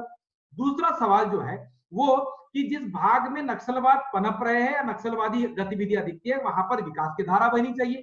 तो विकास की धारा तो 50 साल में जिस लाइन में, जिस लेवल में बढ़नी चाहिए वो बढ़ नहीं पाती। तो क्या विकास, अगर गवर्नमेंट उस क्षेत्र का विकास करना चाहे ईमानदारी से, अगर ना करना चाहे, तो क्या नक्सली उस एरिया से हटके उस विकास के लिए तैयार हो जाएंगे? तीसरा सवाल यह भी खड़ा हो जाता है कि वाकई इस एरिया का अगर विकास हो गया तो नक्सलवाद खत्म हो जाएगा। मैंने पहले बोला कि अगर 150 लोगों से अगर मारने से नक्सलवाद खत्म हो जाएंगे तो क्या समर्थक खत्म हो जाएंगे? तो नक्सलवाद की जड़ कहां खत्म होगी? तो ये नक्सलियों के संदर्भ में कुछ ऐसे सवाल भी हैं। दूसरा सवाल नक्सलवाद के समर्थन में अगर मैं देता हूं, पक्ष में देता हूं, तो मेरे लिए सवाल ये खड़ा हो जाता है कि नक्सलवादी किस परिवर्तन को चाहते हैं? सामाजिक राजनीतिक न्याय, समानता, बंधुता। तो फिर मेरे लिए सवाल यह है कि भारतीय संविधान जो है, क्या वो नहीं चाहती समानता हो, समता, बंधुता, न्याय का यहाँ पर प्रस्तावित व्यवस्था प्रस्तावित हो? क्या वो नहीं चाहती? तो ऐसी क्या व्यवस्था माओवाद के पास है या माओवादियों के पास है जो भारतीय संवैधानिक व्यवस्था से भी आदर्श है, जो व्यवस्था केवल बंदूक के नली से निकले हुए क्रांति के आधार पर ही लाई जा सकती है, वो वैचारिक आधार पर लाई जा ही नहीं सकती? क्या ऐसा हो सकता है? मानो अगर माओवाद या इस देश में पनप गया, मतलब अगर उसकी क्रांति अगर हो भी गई, मान लो अगर ये हो भी गई, तो क्रांति के बाद जो व्यवस्था आने वाली है उस व्यवस्था में कौन से लोग काम करने वाले और किसके लिए काम करने वाले? अनेक वर्षों से, हजारों साल से, जैसे भारत जो है वो जातिगत आधार पर विषमताओं से पीड़ित है। तो क्या ऐसा जो तंत्र है जो माओवादियों के पास है कि वाकई लोगों के बीच में ईश्वर को लेके, जाति को लेके, धर्म को लेके, या ये जो आंतरिक विभेद के जो कारण है, इन विभेद के कारणों को खत्म करने का कोई मूल मंत्र उनके पास है जो उनकी क्रांति के बाद एक दिन में आ जाएगा, एक रात में आ जाएगा, और वो आने के बाद वाकई समानता प्रस्तावित होगी? एक सवाल ये भी खड़ा हो जाता है कि आर्थिक समानता के आधार पर सभी समानताएं आ जाएगी, ये जो मूल मंत्र माओवादी बताने की कोशिश करते हैं। डॉक्टर अंबेडकर और अनेक समाजशास्त्री, इस देश के जो अनेक समाजशास्त्री है, ये इनके विचारों के विपरीत है। मतलब पूरे समाजशास्त्री देश में ये बात रखने की कोशिश करते हैं कि यहाँ का जो विषमता का जो कारण है वो इनके आंतरिक मतभेद, आंतरिक विषमता के जो जातिगत आधार, धार्मिक आधार वगैरह वगैरह वगैरह वगैरह है। उसी राष्ट्र में माओवाद, मतलब माओवादी, देश के जो माओवादी है वो केवल सभी विषमताओं के आधार, केवल और केवल आर्थिक मानते, इस बात को रखने की कोशिश करते हैं कि यहाँ की आर्थिक विषमता अगर खत्म हो जाती है तो जातिगत, धार्मिक और अन्य विषमताएं जो है एक रात में खत्म हो जाएगी। तो क्या वाकई ये विषमता खत्म हो सकती है? इस बात को भी हम लोग समझना जरूरी है। दूसरा सवाल ये खड़ा हो जाता है, कि वाकई ये साम्यवादी क्रांति कब अस्तित्व में आएगी?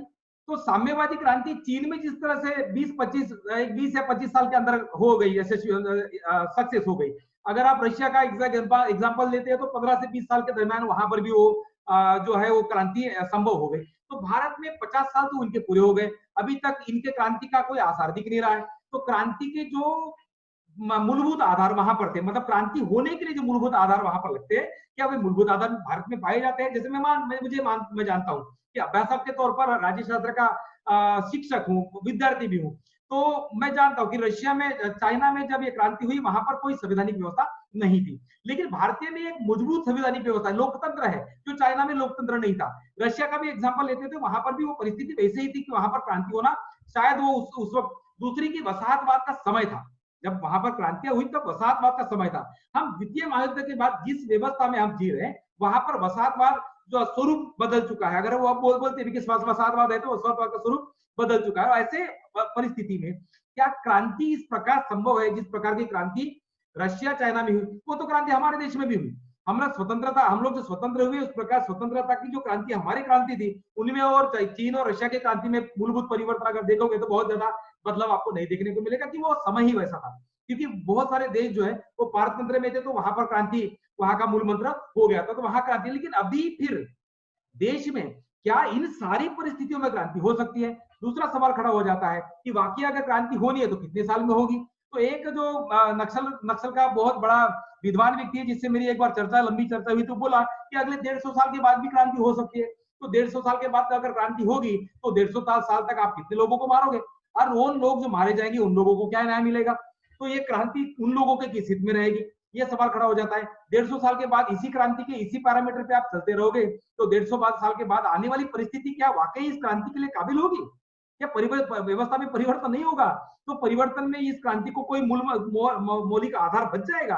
तो ये सवाल, ऐसे कई अनगिनत सवाल जो है ये नक्सलवाद के संदर्भ में माओवादी क्रांति सक्सेस करने के लिए जो यंत्र, मतलब जो क्या बोलेंगे, योजना जो है, कुछ योजना के तहत ये मानते हैं कि उनको जंगल में सेना खड़ी करनी है, और जंगल में सेना खड़ी करके शहरों को घेरना है, और फिर शहरों को कब्जा करते करते करते करते देश की पूरी व्यवस्था को क्रांति में बदलकर यहाँ पर व्यवस्था प्रस्तावित करनी है। क्या वाकई हम समझते हैं कि ये संभव है?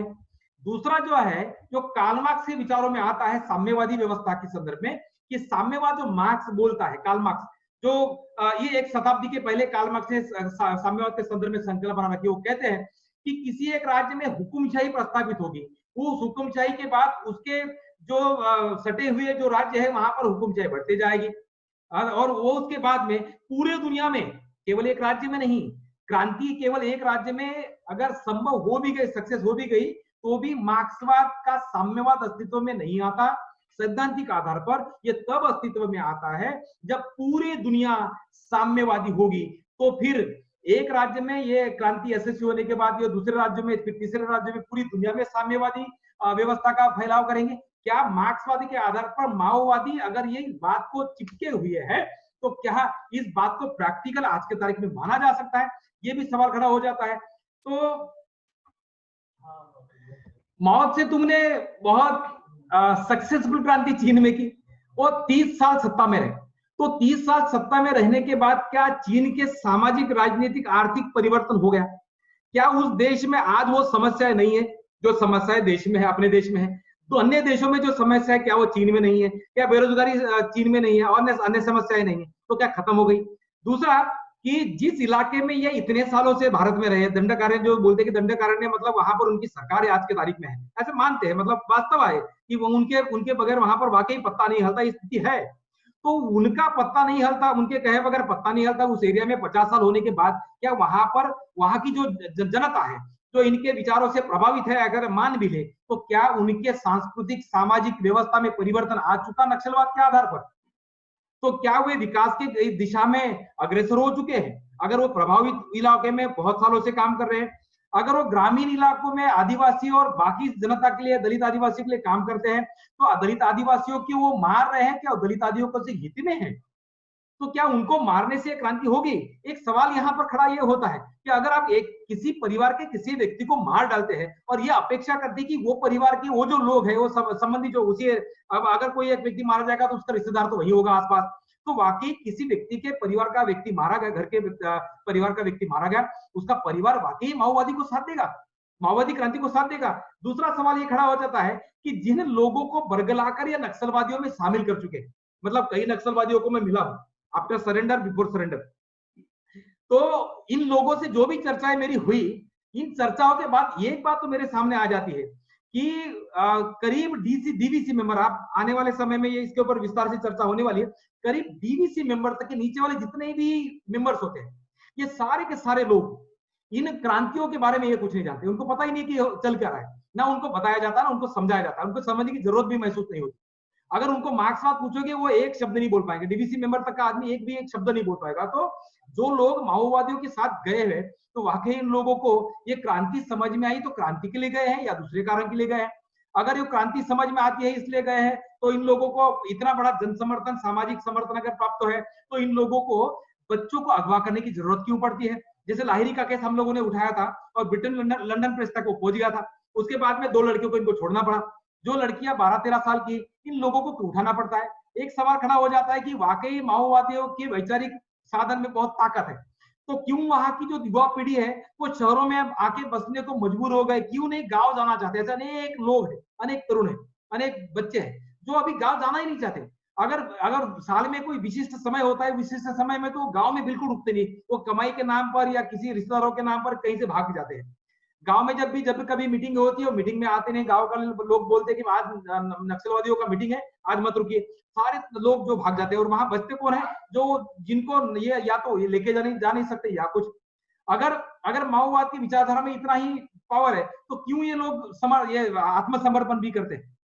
माओवादी के जो सारा काम चलता है, वहां पर करोड़ों रुपए का व्यवहार है। ये पैसा आता कहां से है? क्या ये वाकई लोगों ने जमा करके दिया हुआ पैसा है या लूटा हुआ पैसा है? अगर अगर इन लोगों का वैचारिक समर्थन, इनको वैचारिक आधार है इन चीजों को, तो क्यों इन ठेकेदारों को, क्यों उद्योगपतियों को उन लोगों को लूटना पड़ता है? इस परिसर में ये वैचारिक आधार पर एक सवाल खड़ा करते हैं कि उद्योग व्यवस्था के उदारवादी प्रणाली, वैचारिक प्रणाली के खिलाफ ये है। अब उद्योग प्रणाली के संदर्भ में क्या बोलेंगे कि उदारवादी व्यवस्था के खिलाफ है, उद्योगवादी व्यवस्था के खिलाफ है, तो भाई ये लोग उद्योगपतियों से पैसा लेते क्यों है? तो उद्योगपतियों से लेके पैसा, उद्योगपति के खिलाफ ही ये आंदोलन छेड़ेंगे, ये करेंगे। अनेक वर्षों से गडचिरोली और ये पूरा बस्तर का इलाका और जहां पर भी ये है कि वो झारखंड सबसे बड़ा आज की तारीख में माइनिंग का एरिया माना जाता है, तो ये पूरे माइनिंग एरिया में वाकई क्या उद्योग धंधे जो है वो बंद हो जाते हैं? क्या उद्योगपतियों के पास से इनके पास जो पैसा जाता है, पैसा मिलने के बाद उनके बारे में उनके खिलाफ बात करना बंद नहीं करते? राजनीतिक व्यवस्था के राजकारणी जो लोग हैं, राजनीति में पड़े हुए जो लोग हैं, राजनीति को इनका विरोध है, संवैधानिक व्यवस्था के उनको विरोध है, जो निवडणूक है, जो चुनाव है, उनका विरोध है। तो चुनाव में आने वाले लोगों के राजनेताओं से इन लोगों के पास पैसे जाता कैसे है? बहुत लोग गांव में आप जाइए, आप बता दें कि जो राजनेता है इन लोगों को चुनाव के पहले पैसा पहुंचा देते हैं। इन लोगों का पैसा इनको कैसे चलता है? देखिए, वैचारिक आधार पर, विचारधारा के आधार पर अगर कोई मूवमेंट आप चला रहे हैं, तो कोई पैरामीटर आपके पास होने चाहिए। अगर वो नहीं है, तो इसका सीधा सा अर्थ ये हो जाता है कि विचारधारा के आधार पर वो मूवमेंट चल नहीं रही है, वो किसी ऐसे सब मिक्स विचारधारा के आधार पर चल रही है जहां जिसका कोई माँ बाप उस विचारधारा का नहीं है। दूसरा, कि व्यवस्था परिवर्तन के लिए क्या हिंसा एकमेव मार्ग बच जाता है? तो मानो कि नक्सलवादी क्रांति यशस्वी हो गई, सक्सेस हो गई, उसके बाद में भी अगर परिवर्तन नहीं आया, तो फिर बंदूक उठाकर हजारों लाखों लोगों को मार के तीसरी क्रांति के लिए हम लोगों ने खड़ा होना क्या? ये बात को भी सोचना पड़ेगा। तो कब तक हिंसा के आधार पर हम इन बातों को करेंगे? तो जाने माने जितने भी बुद्धिमान है, सारे लोग समझते हैं कि झगड़ों से समस्याओं को सुलझाया नहीं जा सकता। झगड़ों को सुलझाना है तो जरूरी है तो उन बातों में डायलॉग हो। जैसे अगर मार्क्स को ये मानते हैं, तो मार्क्स के मूल मंत्र में जो दिया गया है वो कहा जाता है कि संघर्ष जो है, संघर्ष दोनों के बीच, दो वर्गों के बीच में संघर्ष होगा, संघर्षों से एक नया प्रकार जन्म में आएगा, और वो जो होगा वो डायलॉग के आधार पर होगा। तो मार्क्स भी डायलॉग इंपॉर्टेंट मानता है। यहाँ पर ये डायलॉग को छोड़ देते हैं, हिंसा को पकड़ लेते हैं, और हिंसा के आधार पर ही इस व्यवस्था में परिवर्तन आ सकता है, इस बात को ये करते हैं। यहाँ पर मतलब मार्क्सिस्ट का मतलब कम्युनिस्ट विचारधारा के लोग भारत में बहुत बड़े पैमाने पे हैं। तो भारत में कम्युनिस्ट विचारधारा के आधार पर कई राज्यों में राज्य सरकारें चली, उन्होंने राजनीतिक व्यवस्था में कई सकारात्मक परिवर्तन लाए। तो उन सकारात्मक परिवर्तनों का जो हम लोगों ने देखा, ये सारा चीज सब पे मूर्खता है। मतलब वहां से परिवर्तन ये हो ही नहीं सकता। मतलब इस देश में जो साम्यवादी कम्युनिस्ट विचारधारा के राजनीतिक पक्ष के जो लोग हैं, ये सारे लोग मूर्ख हैं। केवल माओवादी नक्सलवादी ही सही है। पूरे दुनिया में कई राज्यों में मार्क्सिस्ट कम्युनिस्ट विचारधारा के अनेक राज्यों में राजनीतिक पक्षों की सरकारें हैं। तो ये सारे सरकारों के सारे लोग, ये सारे विद्वान इन माओवादियों के सामने मूर्ख हो जाते हैं। उन राज्यों, उन लोगों की विचारधारा परिवर्तन के लिए उनकी जो भी जो प्रमाण है वो सारा गलत साबित हो जाता है। तो ऐसे अनगिनत सवाल, सैद्धांतिक सवाल नक्सलवाद के संदर्भ में हम लोगों के सामने है। और ये केवल 1 घंटे का कार्यक्रम, 1 घंटे के बारे 1 घंटे के लिए किसी का कुछ सुन के इसके केंद्र बिंदु तक पहुंचना असंभव है। और इसीलिए भूमकाल संगठन ने इस संगोष्ठी को कुछ विशिष्ट आधारों पर उसके विषयों का विभाजन कर ये पूरा कार्यक्रम प्रस्तुत किया है। मुझे पता है कि आने वाले कुछ दिनों में जो भी लेक्चर्स यहाँ होने वाले हैं, अगर आप उसको गंभीरता से समझने की कोशिश करेंगे तो वाकई एक नया विचार प्रवाह देश के सामने प्रस्तुत होगा। और वो जो विचार प्रवाह है वो अहिंसा के माध्यम से ही आएगा। तो डायलॉग इंपॉर्टेंट है। इसलिए डायलॉग के लिए हम ये जो संगोष्ठी चला रहे हैं, ये केवल शहरों में बैठे उन लोगों के लिए नहीं है जिन्हें किताबें ही पढ़ने के तक सीमित उनसे चीजों को रखना है। हम ये बातें उन लोगों तक पहुंचाने की कोशिश कर रहे हैं जो लोग नक्सलवाद का शहरों में रहते हुए समर्थन करते हैं। हम ये बात उन लोगों तक भी पहुंचाना चाहते हैं जो वैचारिक आधार पर बंदूक लेके परिवर्तन लाना चाहते हैं, उनसे डायलॉग हो, इस उन लोगों तक भी पहुंचाना चाहते हैं। हम ये बात उन तमाम लोगों तक पहुंचाना चाहते हैं जो नक्सलवादी क्रांति को समस्या समझकर उसको सुलझाने की कोशिश तो करते हैं, लेकिन 50 सालों में आज तक वो सुलझ नहीं पाया। तो सुलझ क्यों नहीं पाया? तो हो सकता है कि शासनिक प्रशासनिक योजनाओं में कुछ खामियां हैं। हो सकता है कि संशोधन के जो माध्यम इन इलाकों में उपयोग में लाए गए वो संशोधन के माध्यम ही गलत हो सकता है कि केवल प्रशासनिक आधार पर, राजनीतिक आधार पर इस समस्या को सुलझाना असंभव हो। तो एक अलग विचारधारा लेके मैं सामने आता हूं कि भाई ये समस्या जनता की, समस्या देश की है, देश की जनता की है। तो क्यों हम लोग उधारी का या उन लोगों की तरफ मुंह करके देखें कि वो आएंगे फिर परिवर्तन करेंगे फिर होगा। तो क्यों ना हम सब लोग इस बात को समझकर जन आंदोलन के तहत इन लोगों को समझाएं और इन परिवर्तनों की दिशा को बदलने की कोशिश करें। 2 चीजें महत्वपूर्ण है। देखिए, जो अनविकास के मुद्दे हैं, विषमताओं के मुद्दे हैं, जब तक ये हल नहीं होंगे तब तक आज नक्सलवाद है, कल और कोई समस्या होगी। इसलिए इन मूल मुद्दों को भी हमें हल करना जरूरी है। दूसरी तरफ कि जिन आधारों पर नक्सलवाद यहाँ पर पनप रहा है उस आधारों को लोगों के सामने उजागर कर उन आधारों पर नक्सलवाद वाकई चलना योग्य है नहीं है, इस बात को उन लोगों तक भी पहुंचाना जरूरी है जो भटकते हुए, जो ना समझते हुए, मतलब उनको इन चीजों को कोई सरोकार नहीं है कि आपने उनको समझाया उसके बाद में लेके गए, लेकिन वो नक्सलवाद में शामिल उन लोगों तक पहुंचाए तो शायद नक्सलवाद का प्रभाव कम हो सकता है। ऐसे तमाम मुद्दे हैं और अनेक असंख्य मुद्दे हैं जिसको हम यहाँ पर डील करने की कोशिश कर रहे हैं। काफी लंबे संभाषण के बाद, ऐसे कई सारे मुद्दे और भी है, लेकिन काफी इस लंबे संभाषण के बाद मैं कुछ चीजें आप तक पहुंचाने के लिए शायद कुछ हद तक यशस्वी या सक्सेस हो चुका हूं, ऐसा मुझे लगता है। बाकी आने वाला समय बोलने वाला है। मैं आने वाले सभी पार्टिसिपेंट को रिक्वेस्ट करता हूं कि आने वाले समय में सभी विषयों को गंभीरता से समझकर उसके आधार पर चिंतन करने की कोशिश करेंगे, तभी इस संगोष्ठी का कोई फायदा होगा। मुझे काफी देर से सुनने वाले सभी लोगों का मैं शुक्रिया अदा करता हूं और मेरे शब्दों को पूर्ण विराम देता हूं। नमस्कार।